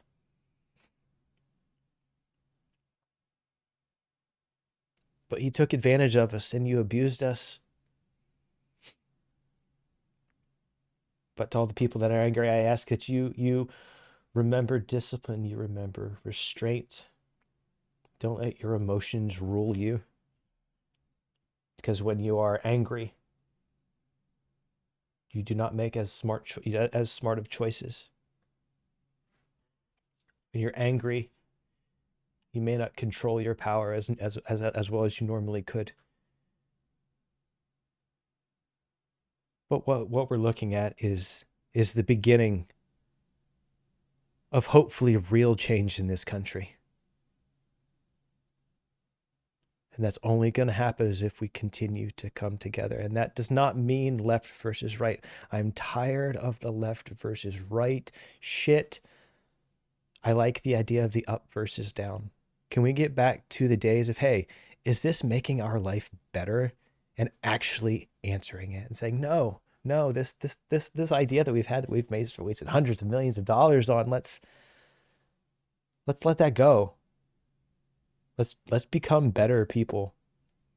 Let's raise the next generation to be good, smart, intelligent, God-fearing warriors. Because I believe that this country became successful and was blessed because it was a country that was built on Judeo-Christian values. You can argue that all that you want. It's true. The majority of all the old politicians had some religious stance. And regardless of what you believe, that's fine. You can believe something different than me. I hope that you do. Let's talk about it. Teach me something about you. But to the people that are angry, it's time for action. And what does that mean? It's never a call to violence, because let's be honest, that's not who we are. It's not who we are. We're the side that wants something to actually stay alive. Even if it's a baby.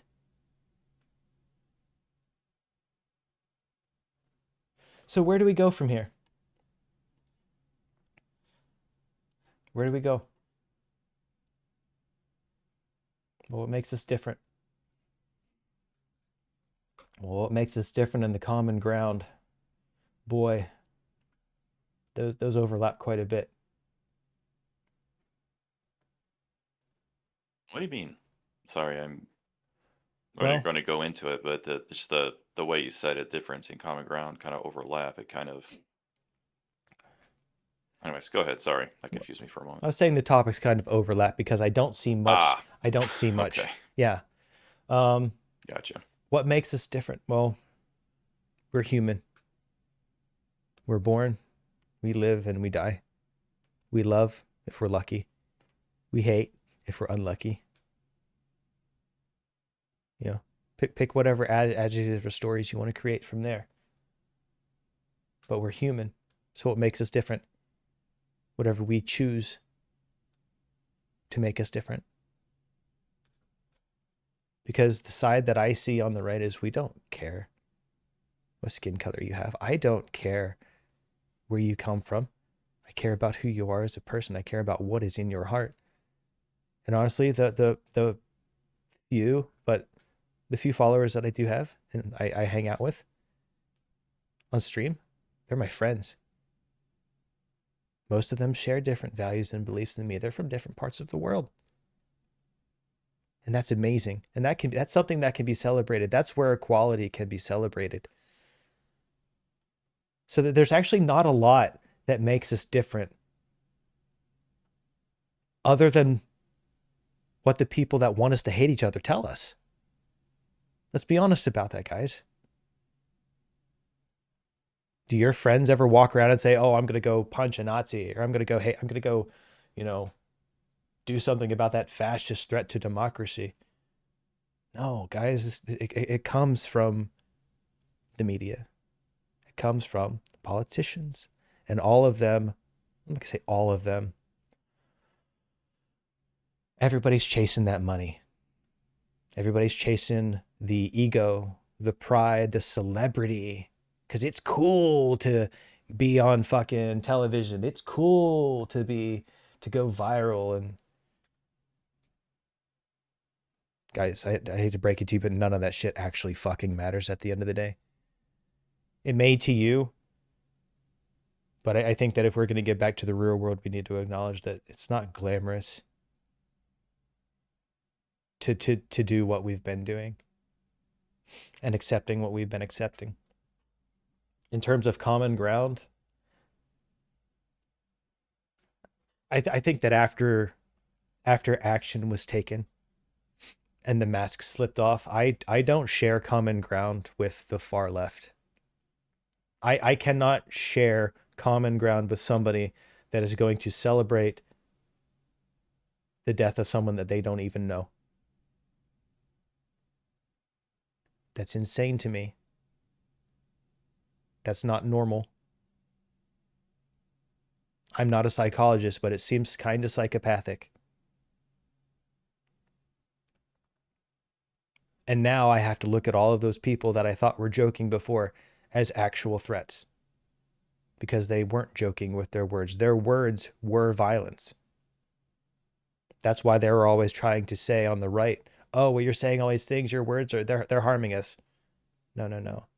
There's no real comparison, because most of the stuff that you will find from stuff on the right is fake. Is there real stuff? Yes, of course there is. There's outliers on every end of the spectrum. But the exception proves the rule. The exception isn't the rule. So I don't have any real common ground. So that, I guess that's where I wanted to look at kind of the direction for the country. So if you were, I'll just ask you, Brewer. We'll just use you as an example since you're here. I'm sorry. I've been talking a lot. You're fine. But sometimes you just need to say things, man. I'm more than happy to. If you were a defendant in a case and I was on a jury, do you think that it's important that I share a general moral framework to you?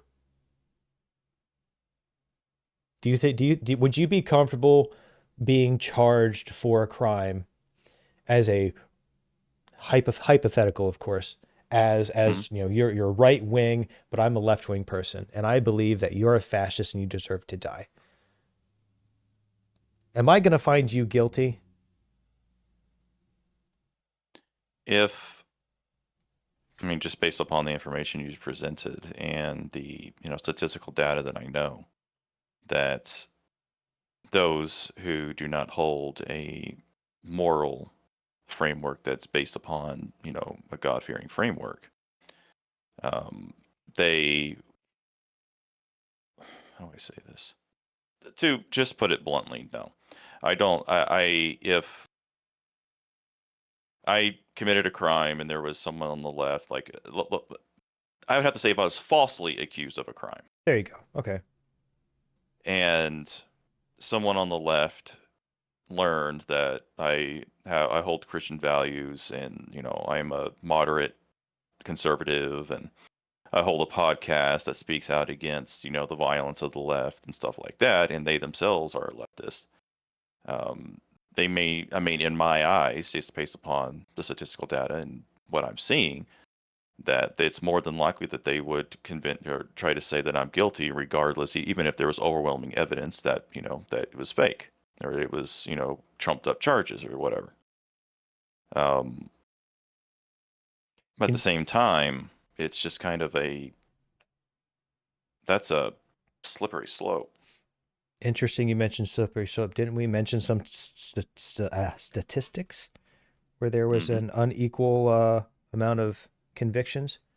I guess my question is yeah. this is going to tie back into more the Democrat Party's race baiting.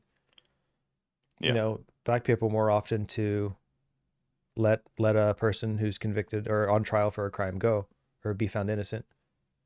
Now there's a lot of ways that you could dive into those statistics and analysis. So I would have to manually track. I need to clarify. Yeah, go ahead. I need to clarify that statement. It's a white person was more likely to allow a person that is not white to be freed or not convicted, while white people are more likely to convict white people. However, on the flip side, black people are more likely to convict white people, where black people are less likely to convict black people. So that's the statistic, and it's a huge difference, like 46% difference between black people convicting white people and black people convicting black people. It's a ridiculous difference. If that exists, so there is a race component. If that exists, and if we let's just I want to say that I would argue that there's a parallel between that argument and the political stance argument. I don't think we have to look much further than the DC courts to find it. But it's a good one. How do we have a judicial system of your peers if that's not the case? If you're using two different frameworks and your politics is guiding your moral decision instead of a higher power or some other framework, how is justice fair? Yeah, it's not. And that's a problem. And how to fix it, I don't know. But it kind of goes back to, like, the world isn't fair, but at the same time, justice should be. And I mean, this is a deep philosophical debate and discussion, and I don't have a solution. I don't have an answer. And that is kind of one of my fears, if I ever were to do something or be accused of something, that I would be sat in a jury. And it kind of speaks to where you basically need to choose where you live. Because if something were to happen and you happen to be close by or something and you're falsely accused, and you're a Christian, but yet you're in New York City or Chicago, and you sit down with a jury of your peers, and 60 to 80% of them do not share your ethnicity or your religion, you're kind of screwed. So, based on statistics, and there's just not a whole lot you can do other than you have to choose, although some people don't have the means to choose where they live. So, I mean, that's the only real way you can, I guess, fight back against that kind of injustice is to put yourself in a location where you would get justice appropriately. And that's the only thing you can do right now. Then maybe that'll change. Maybe that with this event, that there will be a change in the consensus, and that may actually begin up. I'll talk more about this later. But that might be happening, but I don't see any other way to fight back against that right now.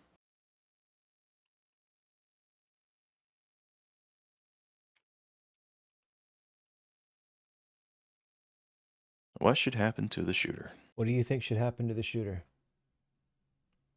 It's in Utah. Conflicted. In Utah, firing squad is apparently an option. Mm-hmm. No, yeah, I've seen multiple things about that. Live by the bullet, die by the bullet is one quote I've seen. Um, the, I mean, I've been to, I've had this internal struggle about the death penalty for a while, just in general. And the death penalty is primarily there to be a deterrent rather than a action to be taken. Whether or not it has actually benefited or helped deter, violence because of the fear of death and everything else. There's data out there to say no, and I haven't really found anything that says yes. Not saying it doesn't exist, I just haven't found it. But at the same time, do we have someone who has committed such a heinous act, whether it be against, a political figure or someone on the street, like they just a random act of violence? Is it should the country and the taxpayers have to pay for them to live for the rest of their life, because it's like $42,000 to $47,000 on average for an inmate to be housed in a prison? It's based upon utilities, the hiring of the guards, the food, so on. So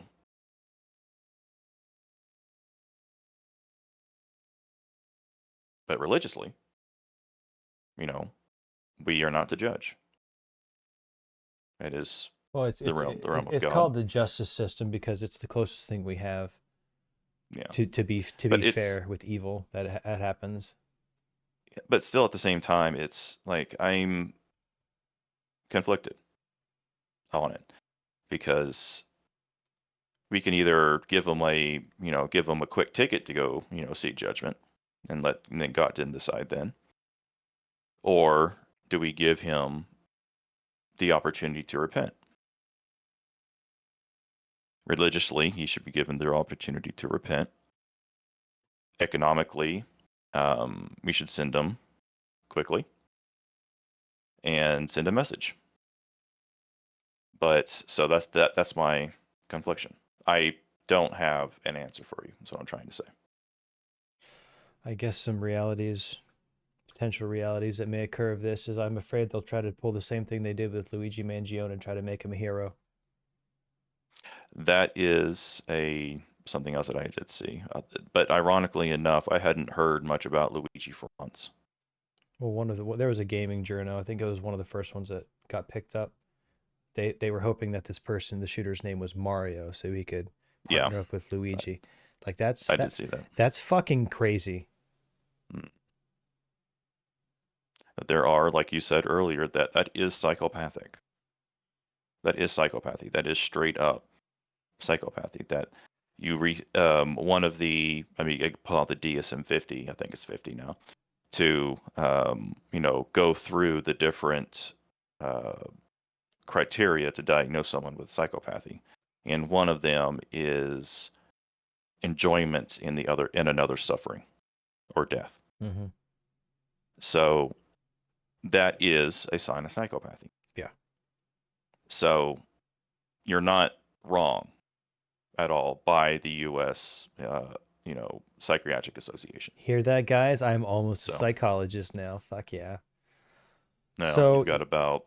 Yeah, anyways, I'll leave that alone. Go ahead. So it says like you haven't decided. It's like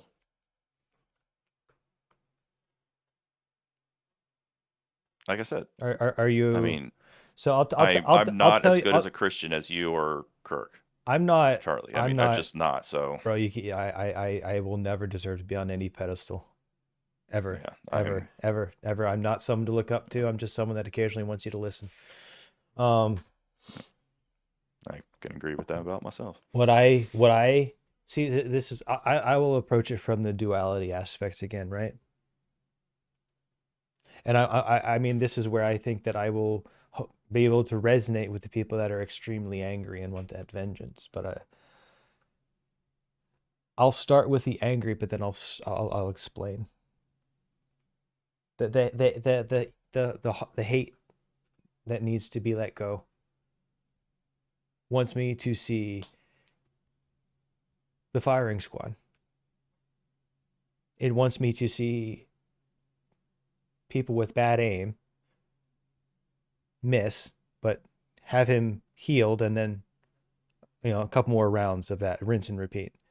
That's the evil, lack of humanity, depraved human nature that I can identify that would want that. I don't think that is the case, though. As fucked up as like, dude, I have been searching so hard, and I hate that I believe I'm angry with myself that I believe Charlie would forgive him. I echo that sentiment. I'm so honestly do think you would. fucking pissed.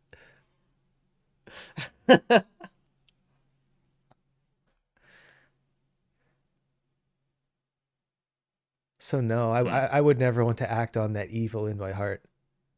But I know that side of human depravity. I really think that it's a good idea for all the people that are angry to choose the latter option. Go have kids. Go live your life. Go be kind. Go witness. If you want to win, that's how you do it.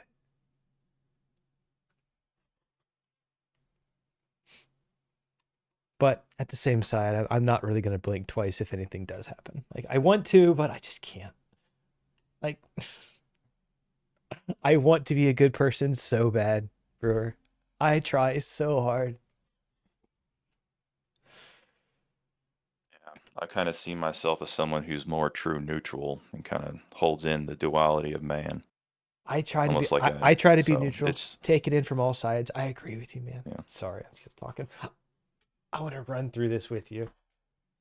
Right? Yeah. This is just a set of yes or no questions that I would be really curious if you or find yourself in this situation where you know someone is someone who laughed, or someone who's indifferent to the scenario. I kind of thought maybe if we started by asking these questions, we could maybe get some dialogue with the people, right? Like, we're not giving up on you, so we'll make it work. The first question I would ask you is, do you know him like you know me? Who's him? Charlie Kirk. Or someone that you hate, someone that you want to see dead, someone that you're dancing on the grave of. So did you know Charlie like you know me? Okay, well, if your answer is no, I would like to know what you know about that person. And then can you show me an example of how you came to that conclusion? Oh, I see what you're doing here now. Okay. If the answer is yes, then if you knew as much about the person, if you knew as much about Charlie as you knew about me, if I held those same beliefs, would you celebrate if I got killed too? Well, if they would say, no, you're my friend. Well, what makes you different than Charlie then? That's an interesting moral dilemma. But if the answer is yes, because, what do you do? I'll let you dive into that, but I just wanted to. Where do you go from here? So kind of like, let me thinking through this a bit. Did you know him like you knew me? So if they said no, but they brought up examples, because this kind of happened to a friend of mine, not quite to the extreme. Well, this isn't really extreme, but to quite the level you're exemplifying here. But how do I say this?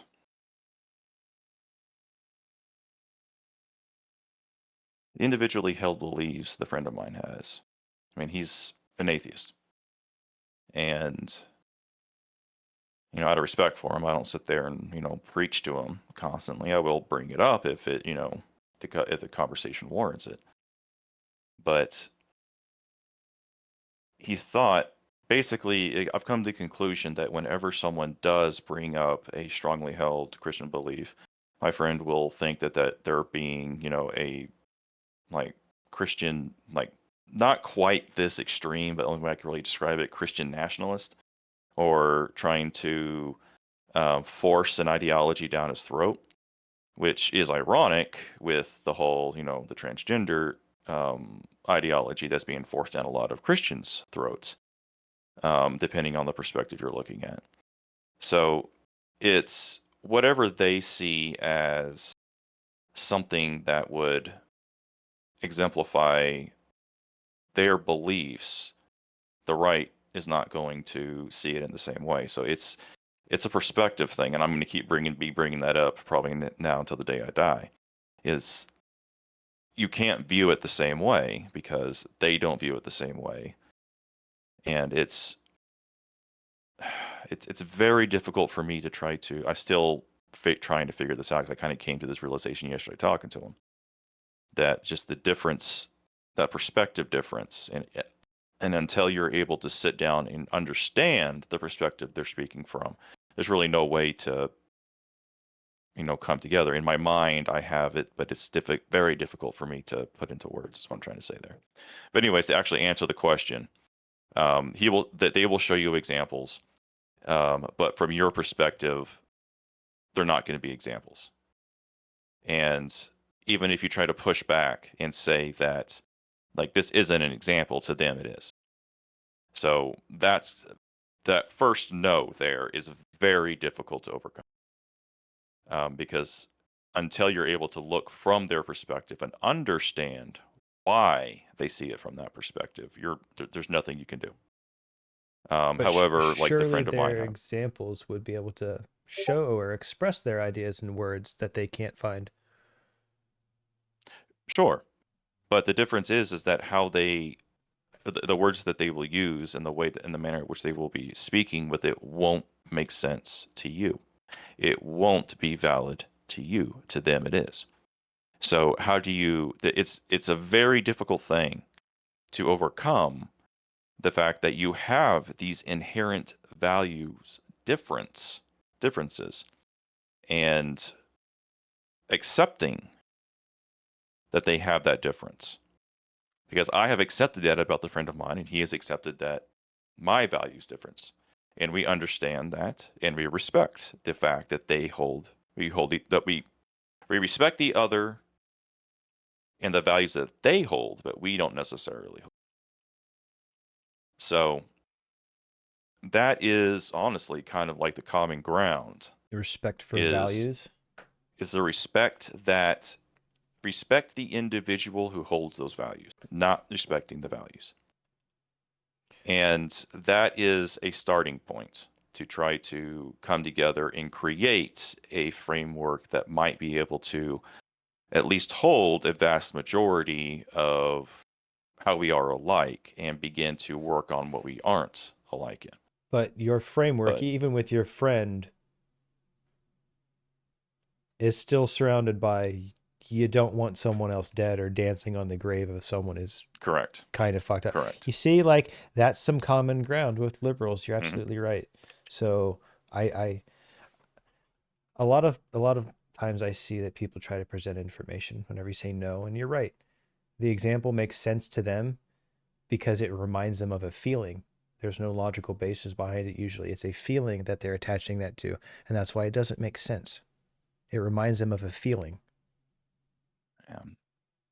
I guess trying to think through my friend, he's very much like me and speaks very logically. He's very similar to me and how we express our emotions.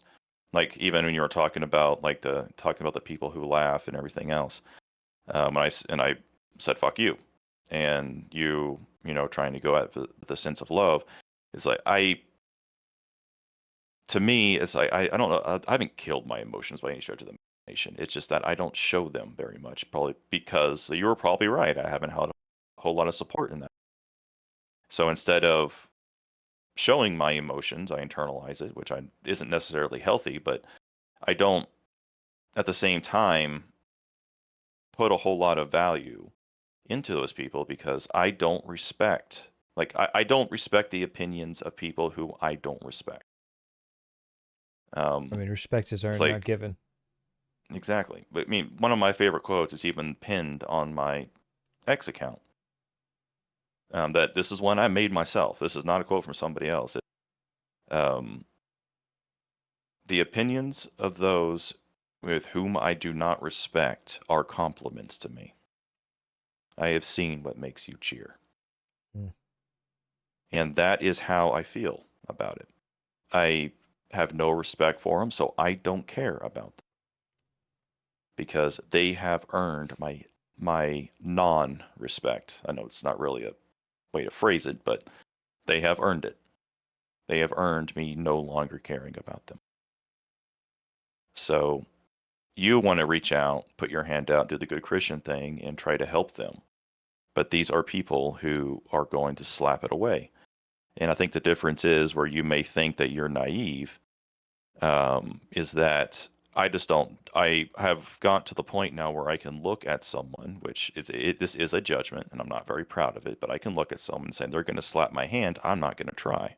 However, you will still try and let them slap your hand.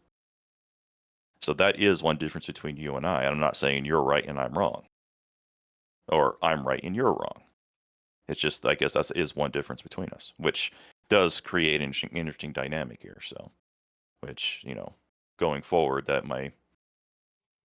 as we talk with more topics and do more of these podcasts, it can be kind of interesting how we kind of view the world through that lens. But it's also been that we've both been, like, what's the best way to say it, betrayed, and to a point now where I'm also probably a bit more cynical, because as I get older, I'm definitely getting more cynical and beginning to see the world for what it really is, or at least what I perceive the world to be.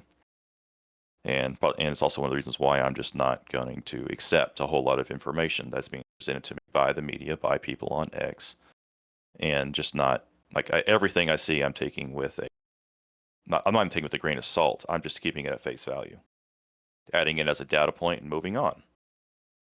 But I'm also kind of shifting how I'm seeing things now in that data, which I'll talk probably at a later date, because I still got to process and figure out how I want this new framework that I have developed as of yesterday to further develop. So, but what I've been saying before is kind of basis of it. But anyways, let's move on to, let's see, if say yes, and then go down to no after that, because I mean, it's no, like, if I held the same belief, would you dance if I got killed? And of course, I mean, first, if they say yes, I'll just say that, then I walk away and I never speak to them again. What if you turn away and they stab you? I wouldn't turn away. I would back away slowly. Hmm.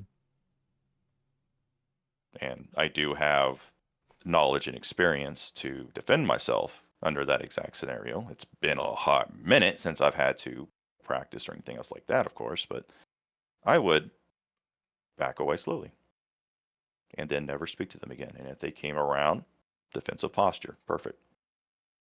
But anyways, going to no, this would be a call or an appeal to humanity, in my eyes, to their humanity, not humanity as a whole, but to their individual humanity. And this could actually help them wake up and understand that the ideology they're following is evil.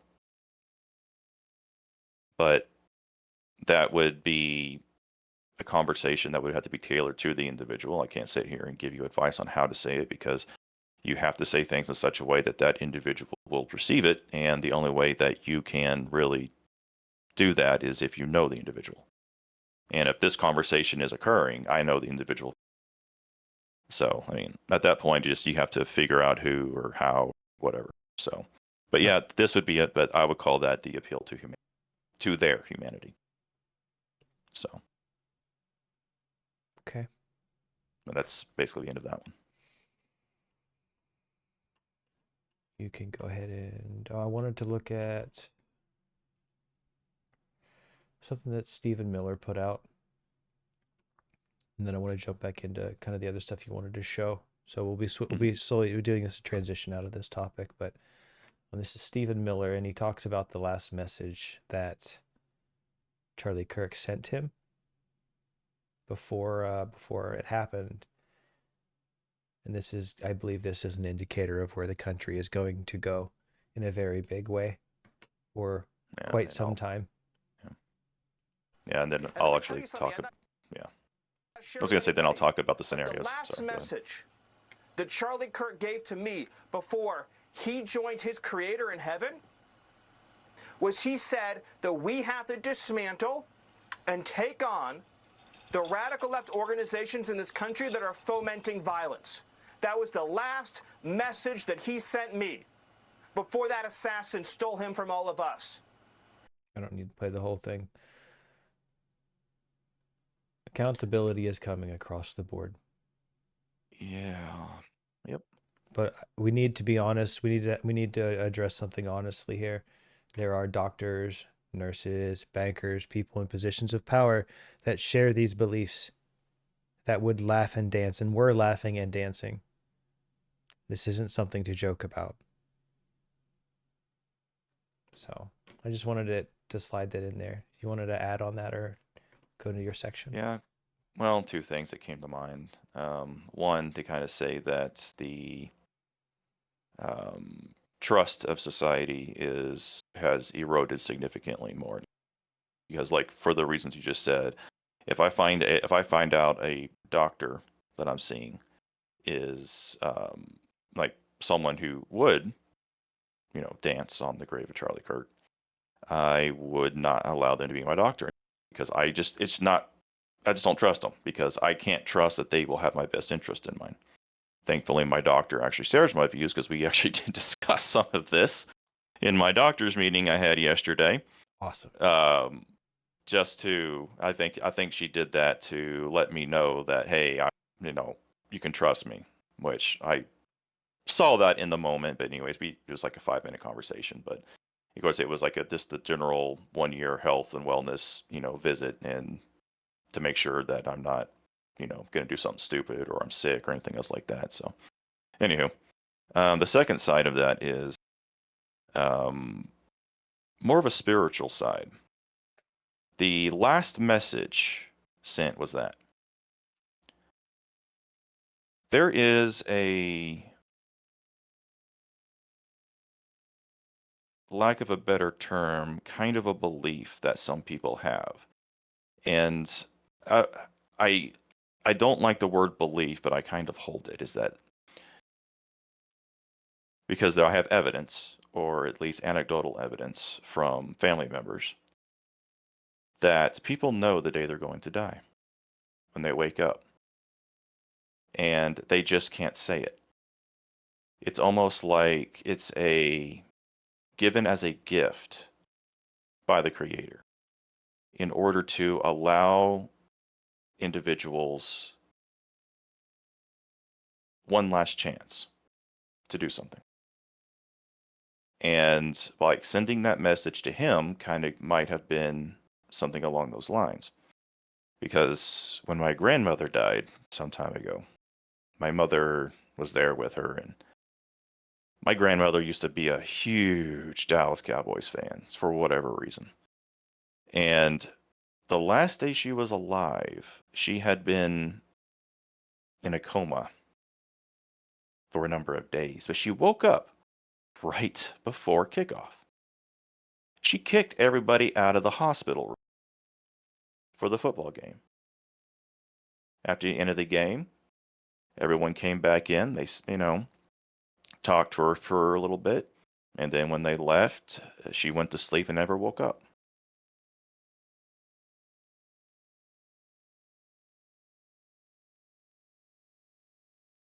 Sorry, I need a moment. And the fact that that came to mind when I heard that just now, and I had seen this before, but the thought didn't come to my mind until just now. Of course, I'm like sitting in front of a mic here. And the fact that I also heard that the people believe that if he knew this incident was going to happen, that he knew he was going to die that day, he would have still done what he did. Yep. He would not have ran away. Yep. And that's a powerful message. I guess the question is anyone else going to look at that and see it the same way? Are you guys are you guys done running? Anybody who hears this, are you done running? And yeah, I'll just kind of leave it at that, because if you're given foreknowledge, and at that point, honestly, your freedom of will would be removed. For the last day you're alive, if you no longer have free of will because you are told that you are going to die, essentially, and that, you know, what is happening today is now become preordained because of that. The tranquility that I would feel,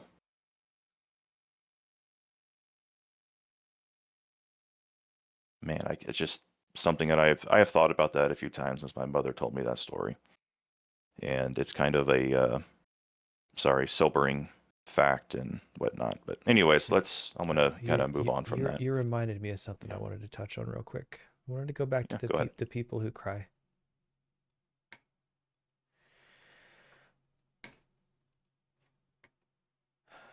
It was what you just said. Oh yeah. The reason that you don't need to cry is because he's going to have plenty of time to make an awesome fucking hangout by the time we all get there. Oh, sorry to laugh, but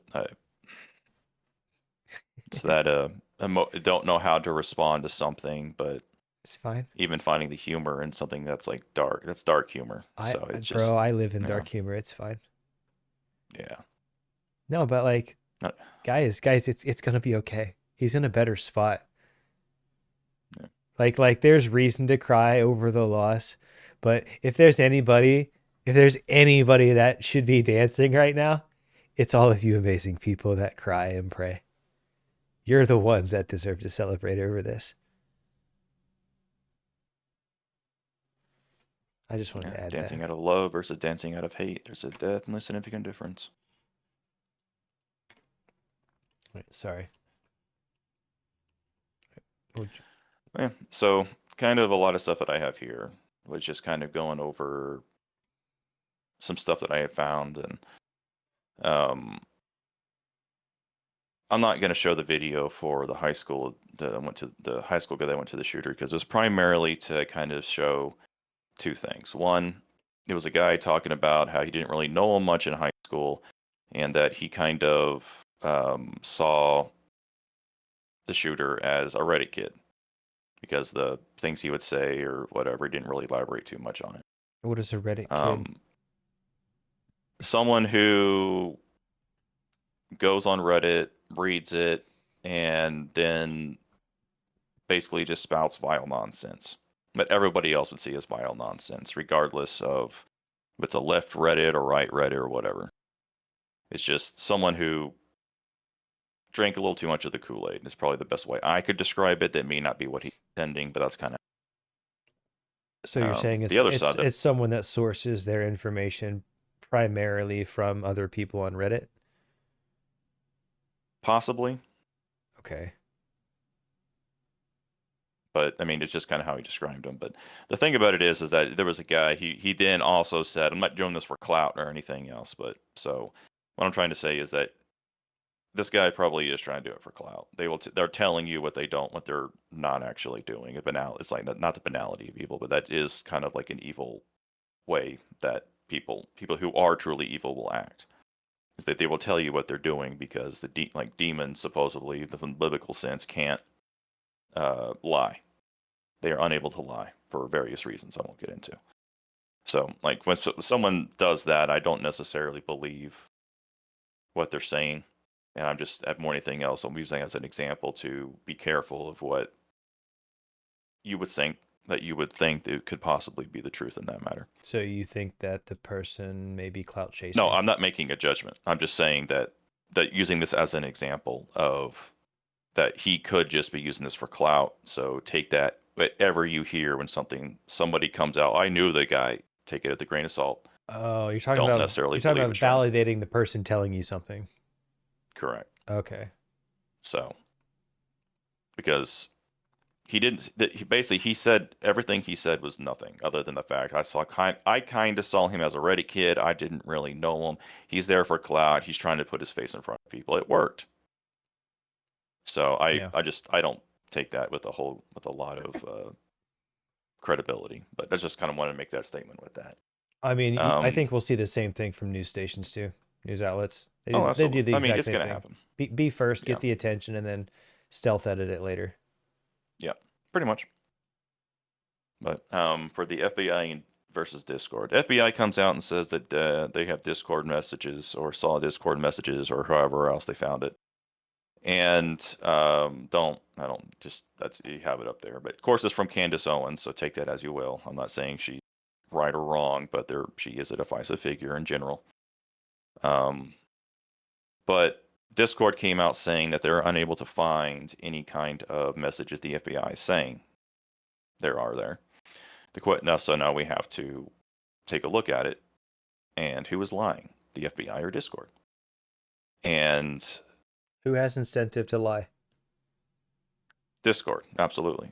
But technically, depending on your perspective, they both do. Yeah, both have an honest reason. So, one, I could maybe say from, this is totally just thoughts off the top of your head.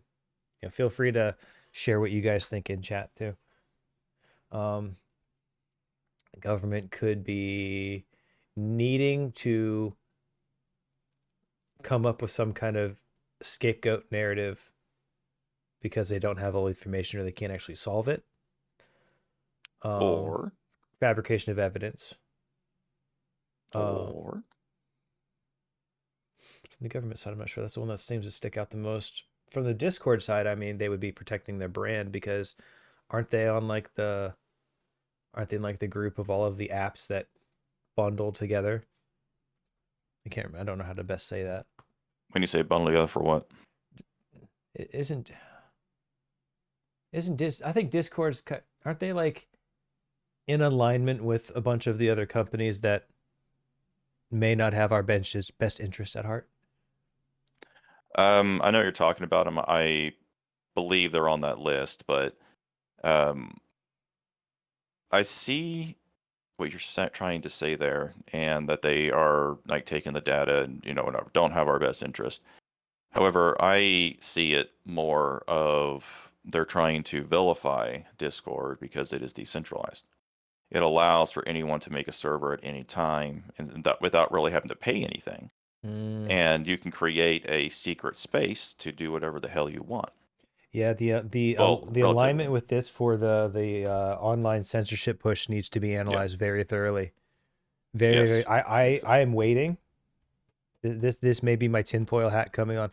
I'm waiting for the narrative shift. Oh, well, this would be stopped if we had all these AI systems in place. This Child Safety Protection Act would have worked. That's what this is pushing towards. This is going to align with the online censorship thing.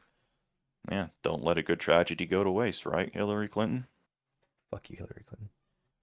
So, I mean, it's just quoting her that the left can do it, the right can too. We didn't start it. So, yep, I know. I'm just like I said, I'm sitting at a true neutral stance, and I'm just pointing out the flaws and what can happen on both sides. Bro, I like to think that I'm neutral too.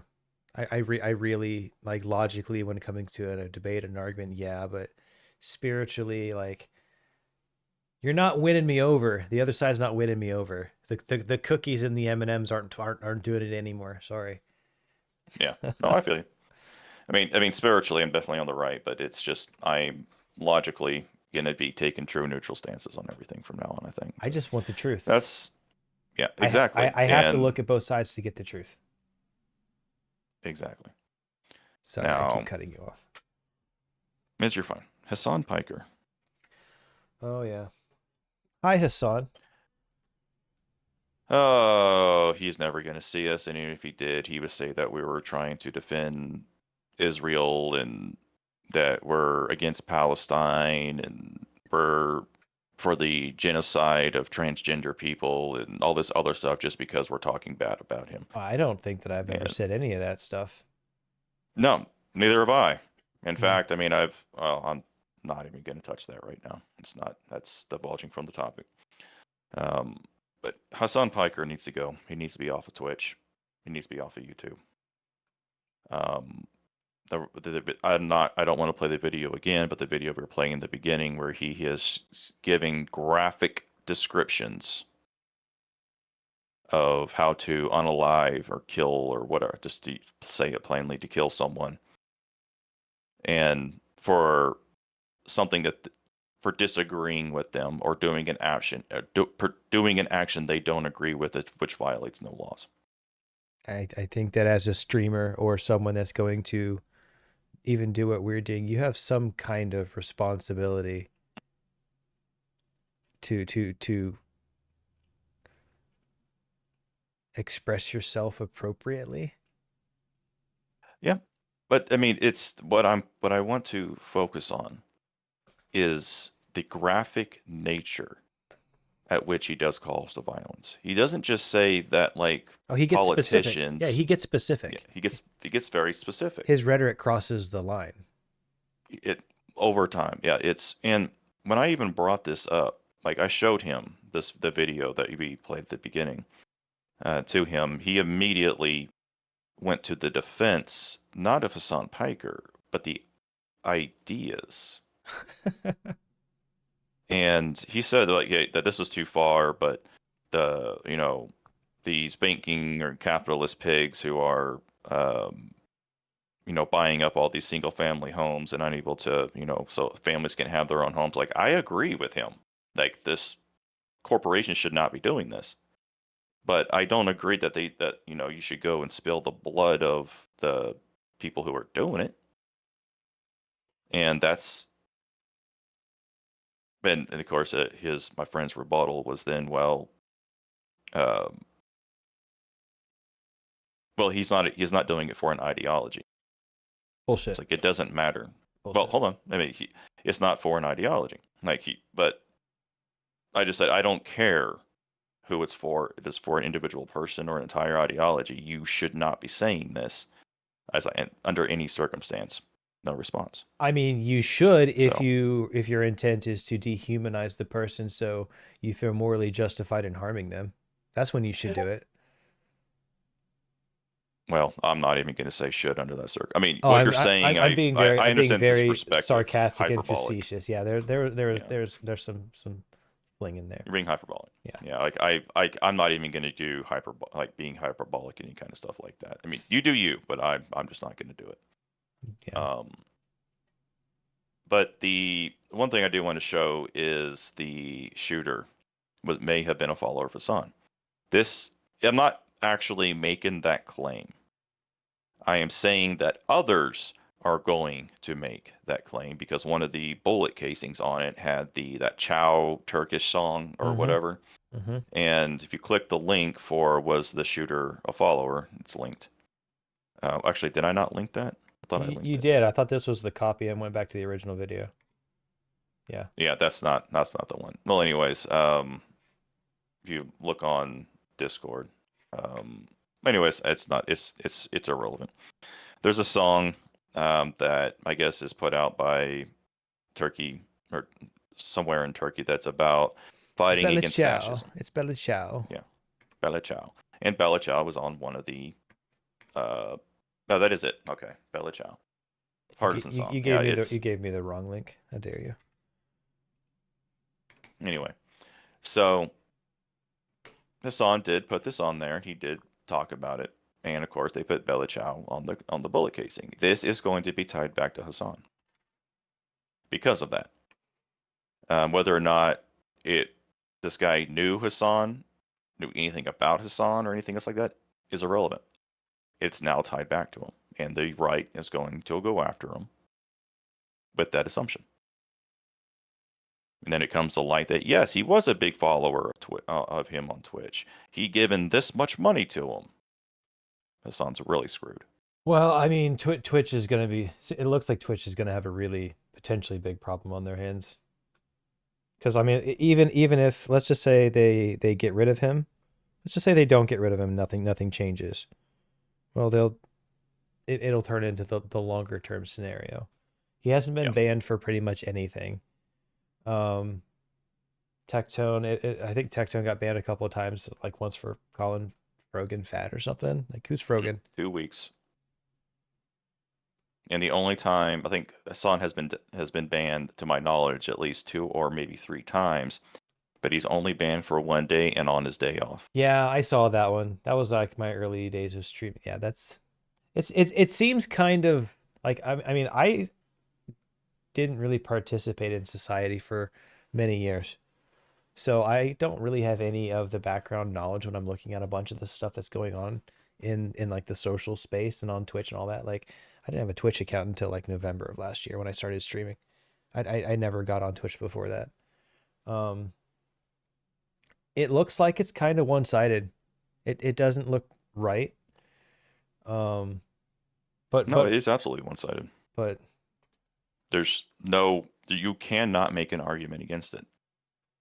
I mean, the arguments I have seen against like Tectone is they call him a sex pest. They call him, he's a agitator. I mean, yeah, but they say that about everybody that isn't on the left. Exactly. That's kind of the point. So like, that doesn't tread water. So I've looked into Tectone. I'm not crazy about him, but like, he seems like he has some okay takes. He seems like he would stand up for what is right. I'm not gonna. He's a dude, bro, is what it is. He's just kind of a meathead now. Kind of always acted as a meathead. He used to be pretty fat himself, not like Frogan fat, but he used to be pretty fat himself. And then he cleaned up his act, and he's wasn't necessarily in the best headspace there for a while, and been accused of so allegedly kind of abusive to his now ex-wife, but that may have been the inverse from what I can tell. But I'm not going to make any accusations or go much further than that. It's just some basic things, and that's kind of what people throw at them. They take all the accusations without proof and then state them as facts, which is the normal left paradigm. But anywho, my whole point of this here is that, like you just said, that there is about to be a reckoning. And it's either going to happen from Twitch itself, where it is going to need to go in and just purge a lot of these political commentators, to include Tectone, to include Asmongold, because you can't do one without the other. Or possibly just get rid of Hassan and speak to specifically his call to violence.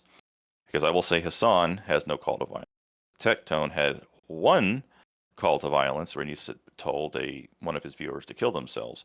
But he did it in such a way, like a gaming way, where you say it to a buddy online through Discord, or you're playing a game or something like that. That doesn't count. But it doesn't matter under the Twitch guidelines. But he got he got a ban for it that way, but Hassan gets a slap on the wrist and actually probably nothing. He eventually got nothing because he gets banned on his days off. Please don't make me research this. This seems like it's just too not real. It just doesn't seem real, but I mean, I have to believe it.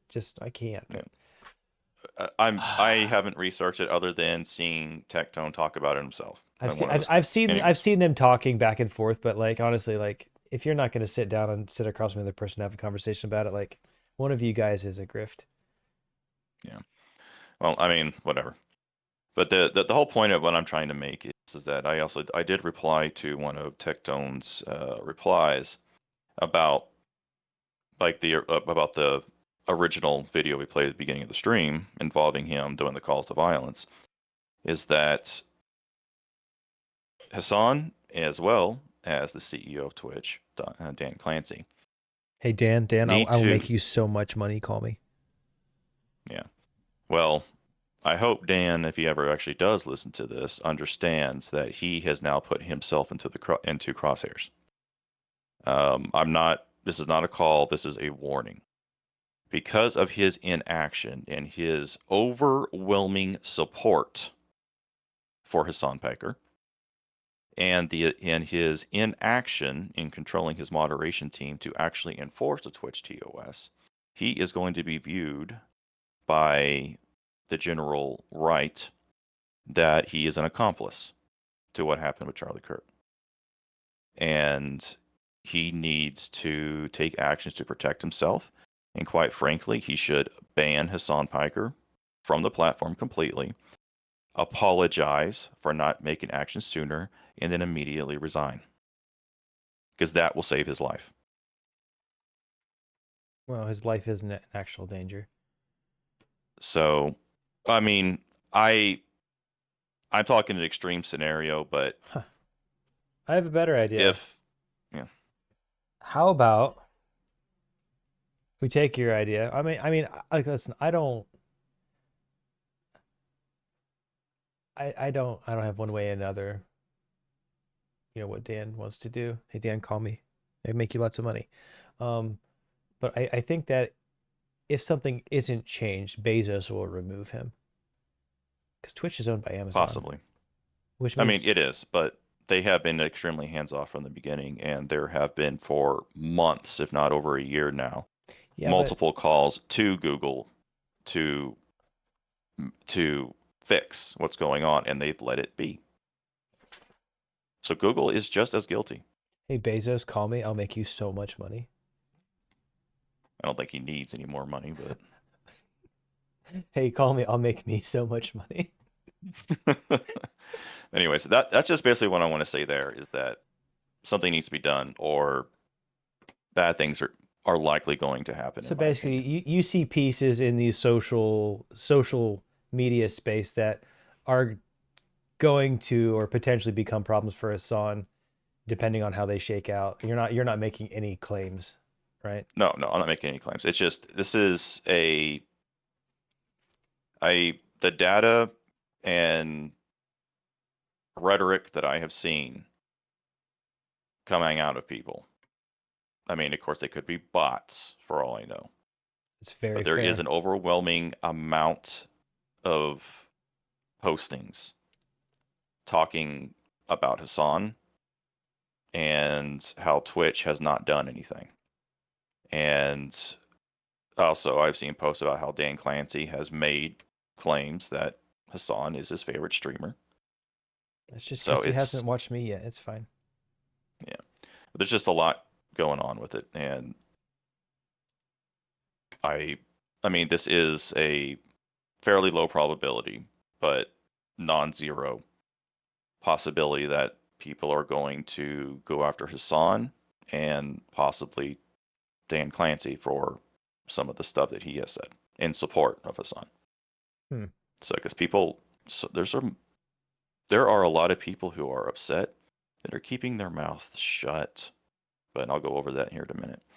This last thing here was just kind of like for anyone who does listen, go check out Legal Mindset.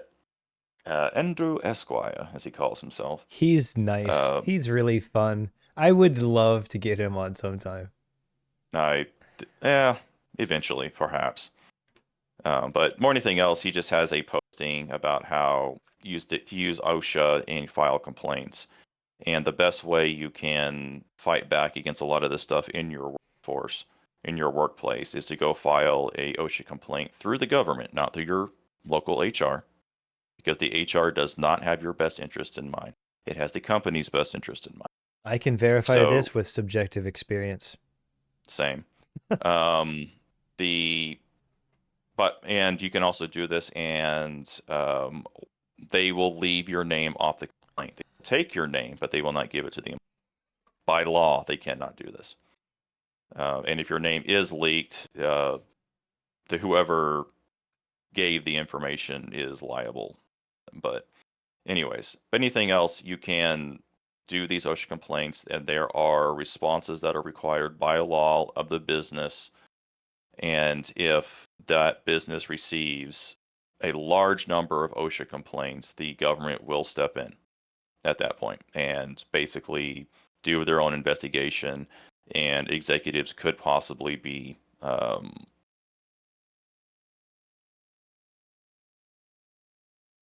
appropriate legal action will occur. I'll say it that way. Okay. So, Whenever I want to expand on this or just a little bit.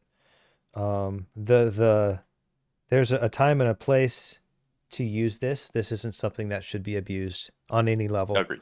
This needs to be something where you feel like there is a real threat.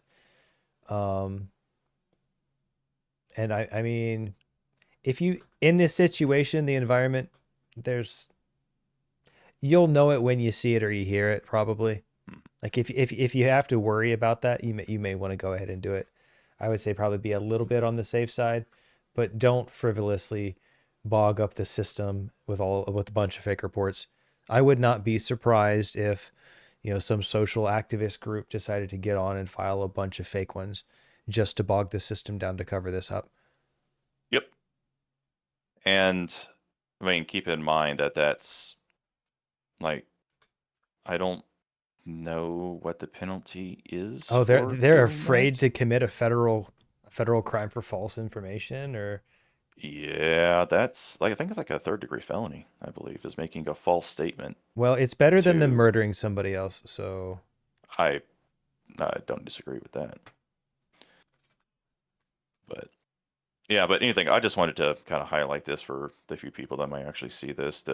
If anything else, just go check out Andrew Esquire's Legal Mindset. Here's a video on it. It's like 15 minutes long if you want to get the thing about it, but he goes over the full legal process and everything else and kind of tells you how to do it. So, basically what's on the screen. But yeah, he also usually follows up his main videos with like a fast facts, and it takes a bunch of the stuff out to give you just kind of what his presentation usually is. Sometimes I just wait around for those, but he's easily digestible and a fun personality to watch, at least. I would agree. I would say very knowledgeable. So anyway, but the last thing to talk about before we end here there are so many different possible scenarios that are going to come from this, and like I was speaking to earlier, we have to make a lot of assumptions, and kind of these possible scenarios I just wanted to do 3 of them, and these kind of have shaped and changed over the last couple of days. And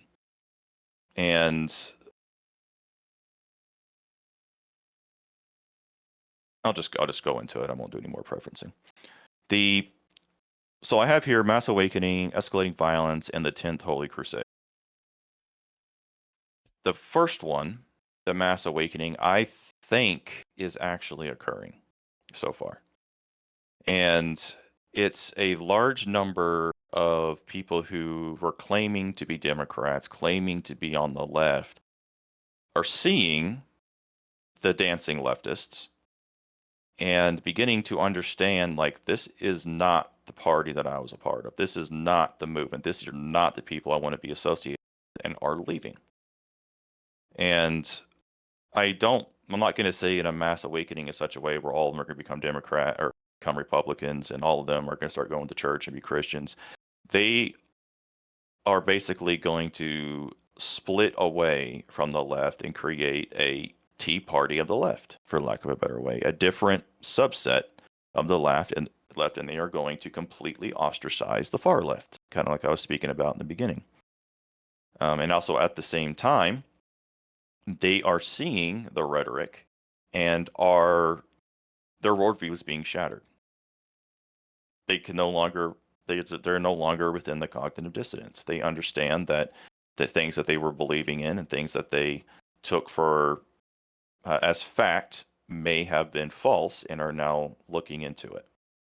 So the act is actually probably going to, which I am seeing more evidence of than the other 2 I'm going to talk about now, and which is a good thing. As time goes on, it's going more toward the best case scenario versus worst case scenario here, that more and more people are actually going to be walking away from the left because of it. And that's what I'm calling a mass awakening. And I can hope it continues.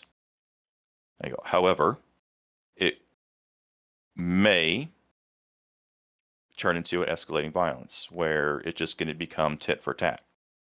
So if anyone from the right actually does commit any kind of heinous act where it is the loss of another life, and it may not necessarily need to be someone from a political stance or a political figure. It could be just a not a bystander, but someone who is a counter protester, and they get viciously beat down by a mob to a point where they're like no longer recognizable, I will say. That might begin a series of events of escalating violence. The benefit is what you have been speaking to, Q, is that the right is very measured, and we are logic and we are calculating, where the left is primarily impulsive and emotional driven. It's just, objectively speaking, there are statistics that can prove all that. I don't have them hip pocket right now. But the escalating violence is I don't want to say most likely. At least for the first day or two was the most likely, but luckily nobody went overboard on either side, which is why I think the mass awakening is happening. Because there are no cities right now boarding up their shops. There are no mass protests in the streets and looting of stores. You're comparing this to the Summer of Love, I'm sure. Any kind of mass riots that have There occurred. There haven't been any mostly peaceful protests from what I've seen. Yeah. There have been vigils. There have been people who are trying, like groups of people are coming together for prayer, and that are being disrupted by people who are on the left. So there is this dichotomy that you have seen between how the left reacts and the right reacts. And a lot of people on the left, the moderate left, are seeing this and wonder, and I've seen things where they fear that, oh my God, the right's going to go out. They're going to start rioting. I am in danger. Nothing happened. I personally thought, I even warned my parents of this, that that the left was actually going to go out and not do a protest, but do a celebration and start doing some rioting. I thought that was a distinct possibility that was going to occur. It didn't, thankfully. You thought the right was going to go out and riot? No. I said the left was going to go out and celebrate and riot. Oh, that would have been a really bad idea. Yeah. That would have been a really bad idea. Well, the reason why I thought that was going to occur was because of all the celebration I saw online. But that also does now set a data point in my head, is that as long as they are within the safety of their homes, relative safety of their homes, they think they can do and say they can say whatever they want, but they won't say that kind of rhetoric out in public. You're awfully strong behind that keyboard. So yeah, exactly. But I thought, considering the empowerment that some of the left originally felt, because you can see that with evidence of the people who were laughing, the dancing left, that they may have gone out and tried to pull some shit, but they didn't. So, but because of that dichotomy, because of the fact that the right has gone out and done prayer vigils instead of rioting protests, people on the left and in the moderates have been just pushed right. So that's part of the mass awakening. However, the moment that someone is harmed on the left to the same or relatively same manner or degree that Charlie Kirk was, you're going to begin seeing a tit for tat moment going back and forth. And that's escalating violence. Well, that's just a possible scenario. I'm not saying it's going to happen. that's fair. But I think that if that's going to occur, they'll have to do it to themselves like they usually do. Yeah, I can agree with that. Now, the third one, I think is a bit extreme, but it came into mind when I was talking with a friend of mine yesterday, and he started going down a list of, I don't recall the full conversation with memory issues and whatnot, but it came up about how white supremacists in his cabinet, and of course Pete Hegseth comes up because of the tattoos of the Crusade that he has on his arm. All right. The symbols of the Crusade, and to kind of talk about how I discussed this with him, and he's just kind of led me to an ability to kind of describe to him how the left sees things and the right sees things differently because different perspectives.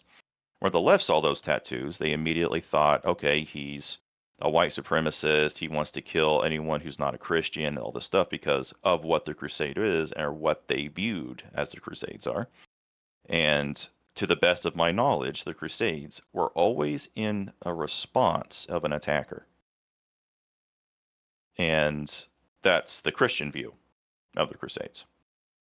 Of course, the leftist view of the Crusades is that they went out and killed people who didn't look like them or believe the same thing, which is technically true, but it was always in a response of an attack on Christianity.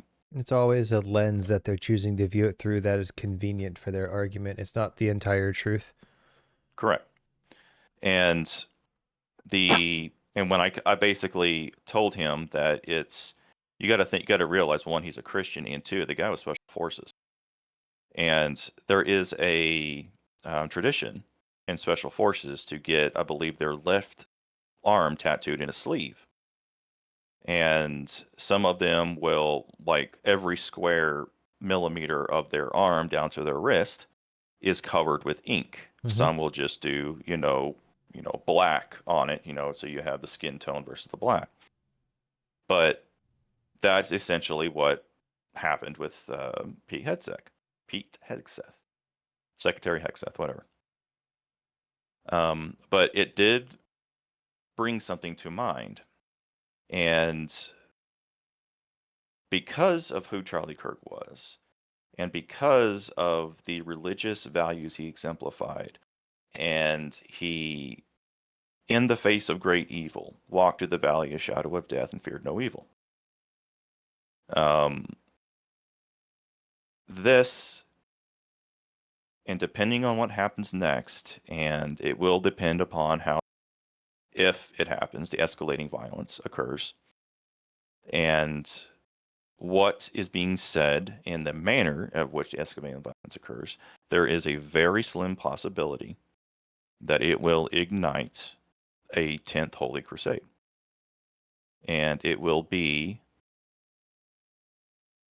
it's basically, it's when Christians can no longer turn the other cheek and be wiped out. The moment that the core of Christianity believes that they are going to be wiped out, you will see the 10th Holy Crusade. And there is a very, very, very slim possibility. Yeah, you're referencing the people that I mentioned earlier, the people that are angry over this. Your holy warriors that don't know what to do. It's not your time, people. Yeah, it's not. I'm just saying, I hope it doesn't happen. You got to be careful. But there are elements that are planning right now. I don't have no knowledge of it. I'm not saying I have any knowledge. I know from my time in the military and some of the specialized training I have received that there are expected to be people in an event such as this that are going to be, 1, training themselves, 2, planning, and 3, recruiting. And I don't think that there is going to be a literal crusade. But the possibility of it exists, and considering what's going on in Europe right now, And the Has there been any trouble with that today? I haven't been paying attention. I haven't either. I was just about to say, why don't we look at X real quick to see if there's anything that has come across with what is the day of patriotism in Europe. Yeah, Tommy Robinson's there doing his thing. Looks like there is something going on. I would not be surprised. It has all the markings. Take a few minutes. Yeah. Unite the Kingdom supporters just pushed straight through. It looks like there was a police line happened, and they just said, nope, pushed right through. I don't know what that entails. It's going to have to take some research and take a look at it, because right now, of course, everything said the United States is so focused on Charlie Kirk, which deservingly so.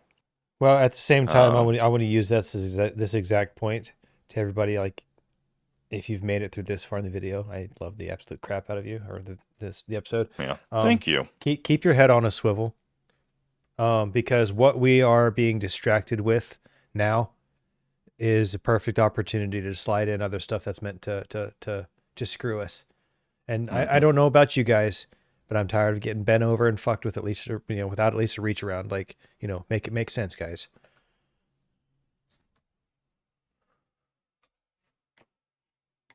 Sorry, 10th Holy Crusade. No, I mean, I'm pretty much done with that. It's basically just to kind of reiterate the possible scenarios. The most likely I'm seeing now, and the probabilities will shift and change almost in real time, is there's definitely a mass awakening. And quite frankly, to add to that, I meant to say, I think the Democratic Party is done, at least for the next 20 years. I mean, solidly done. Well, I don't think so. I have an idea about that, and I'll reference back to my drawing. But well, I mean, in its current form, it's done. Yeah, I think they're going to reorganize, but it takes a generation to do that. Because for a while there, the Republicans in the late 80s through the 90s were largely in control. Of course, there was Clinton and everybody and a couple others, but to the best of my knowledge, but a lot of conservative ideas through the 80s and the 90s were what we're holding. It was like late 2000s is when the liberals began to take an upswing, and it's every 20 years the pendulum swings, and it is swinging back. The difference is it is swinging back with MAGA force, and to such a point where we're seeing what's funny that a lot of people, like even my friend, was saying that the economy is in dire straits and all this other stuff, which, I mean, I don't really see that. But then again, I'm very in my own little bubble. I have my disability pay and everything else, so I don't see it as often. But he was telling me that he does have friends who own businesses that are getting royally screwed right now. Not because of they hire illegals or anything else like that. It's because they're unable to get some of the basic materials overseas, and not necessarily just from China. I think it's because we're needing to untangle the web of bullshit that we've been sold on. Yeah. Here's the thing about it is it's the withdrawal symptoms that it is. That is what the financial system is going through. So I will agree with him to the point that the economy isn't that great, but these are the withdrawal symptoms that the economy needs to go through in order for us to be able to build back better within our own economic sphere instead of relying on others. I see what you did there. So, yeah, but I'm not here to, say that I'm an economist or that I know the best way to do things. I don't. But logically speaking, from an analytical point of view, in order to, like, whenever you cut something off, there's gonna be pain. And if we don't do it, the country is going to slowly bleed itself dry. I mean, we have been doing that for a while. Who was it that said this country could only fall from within? I forget. Need to find that. Say the picture that I drew earlier. What needs to happen is this line, this red line, this right here. This is the line between left and right. This is the line between the top right here is the voting of the people, right? This is the Republicans. This is the Democrats, right? You have your traditional liberals, your leftists, and you have everybody else on the right. We don't need to break those out for this example.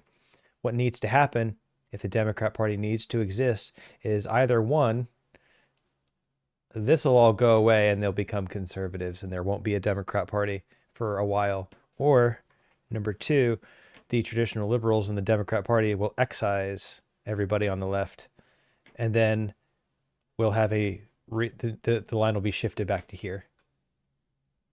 Because whenever we do this line, this red line, is literally, I think that you could tailor it down to, you think that it's okay to kill somebody or not.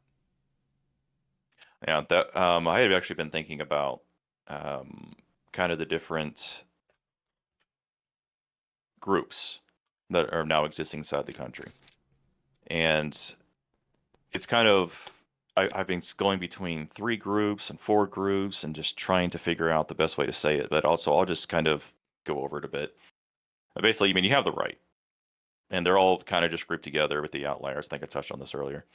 But the major thing is that you have the people on the left who think it's okay to kill someone you disagree with versus not. And the people who do think it's okay are actually in the extreme minority.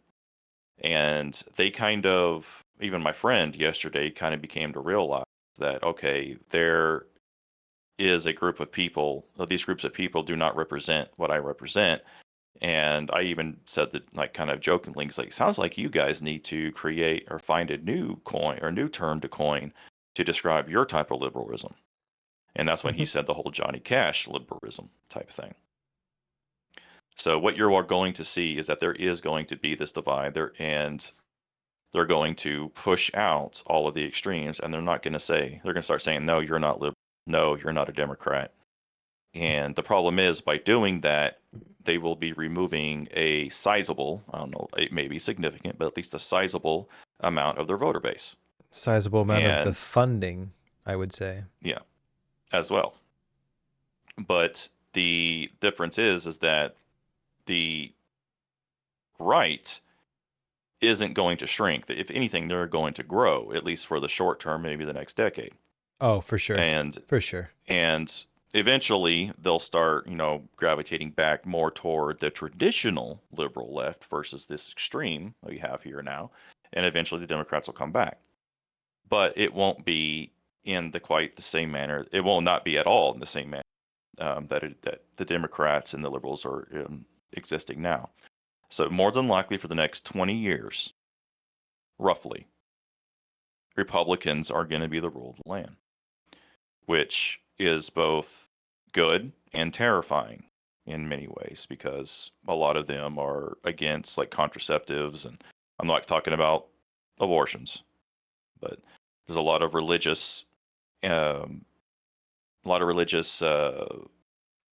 movement in various pieces of legislation that I don't necessarily agree with, but is also, like, I do sense that there's going to be a kind of a religious or censorship based on religious Christian beliefs that will cause certain things to become more difficult to get access to in the country, which I'm not even going to debate that. Well, we need to touch on that, because that goes along hand in hand with that online censorship push. Mm-hmm. We have to make sure that we're diligent, staying on top of this stuff, and we have to start contacting the representatives, especially if it's in your area. Start going to your city council meetings. Start paying attention to what's going on with your state. That's what you can do to help. Yep. But yeah, I just even when it's the quote unquote your side, the one that's in power, you still have to be very cognizant, because you don't share 100% of the beliefs of the side who is in power. Very rarely would you. And there are things that Trump has done that I don't like. The online censorship I absolutely do not like. But then again, I'm a millennial, so it's kind of one of those. But it's more complicated than that, though. Once you start talking about that, we need to talk about the level of blackmail, and we still don't have the Epstein files. Let's be honest. Yeah. Let's be honest. Oh, and they did. I think you mentioned this to me, but I just saw it again on X when I was doing a quick scroll through for the stuff coming in England. It was a 51-49 failure to release the Epstein files, which I'm going to say is probably a good thing.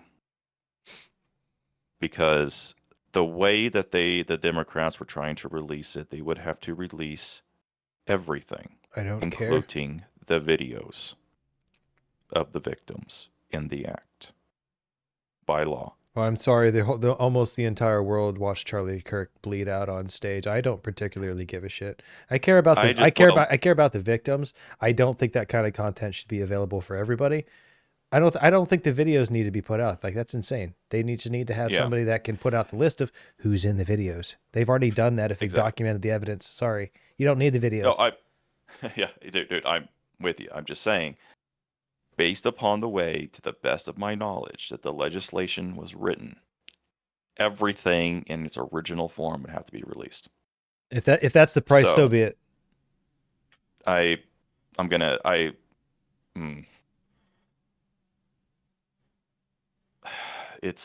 conflicted on that. It's a tough spot. I'm tired of no answers. I'm tired of the games. I want answers. I mean, and that's actually you're actually exemplifying something that will occur. That if no answers are given, at least answers that are be widely accepted, extremes will be taken. I mean, they've already lied to us. I'm sorry to interrupt you, but like, yeah, I'm not. I'm just saying you're throwing these caveats. I'm just stating that this is a probable outcome, not that I'm defending it at all. Sure, it's definitely a probable outcome. It's not zero. It's definitely not zero, right? Yeah, exactly. I like that statement. But it's fun. Like it's a non-zero probability because you can't quantify it. You can qualitative, but you can't quantify. So it's one of those things that I've come up with over time. But in essence, with the Epstein files, information needs to come out, just not the videos themselves. And if they want to do stills of the videos that clearly show the individuals that are not the victims, but the perpetrators, fine. But I do not release the videos in unedited form because that's just fucking wrong in my opinion. But I do understand your viewpoint though. Well, on that. Imagine how many people would become radicalized by watching a child's innocence be stolen from them. Imagine. Which is one of the reasons why they're not doing it, or people are fighting against it. So, then I 100% agree with you on that statement.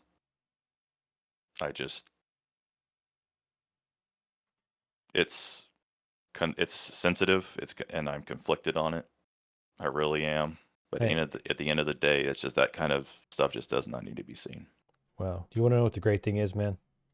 What's that? Is that you and everybody that wants to come here and participate in the conversation and hang out, you're allowed to be wrong, and you're allowed to fuck up, and you're allowed to apologize when you fuck up. Yep. Just don't lie. That's it. Just don't lie. Just be honest. Let's figure this shit out. Let's figure it out together. I think we've covered pretty much everything I wanted to cover today. How do you feel? A little exposed, quite frankly. It definitely helped me settle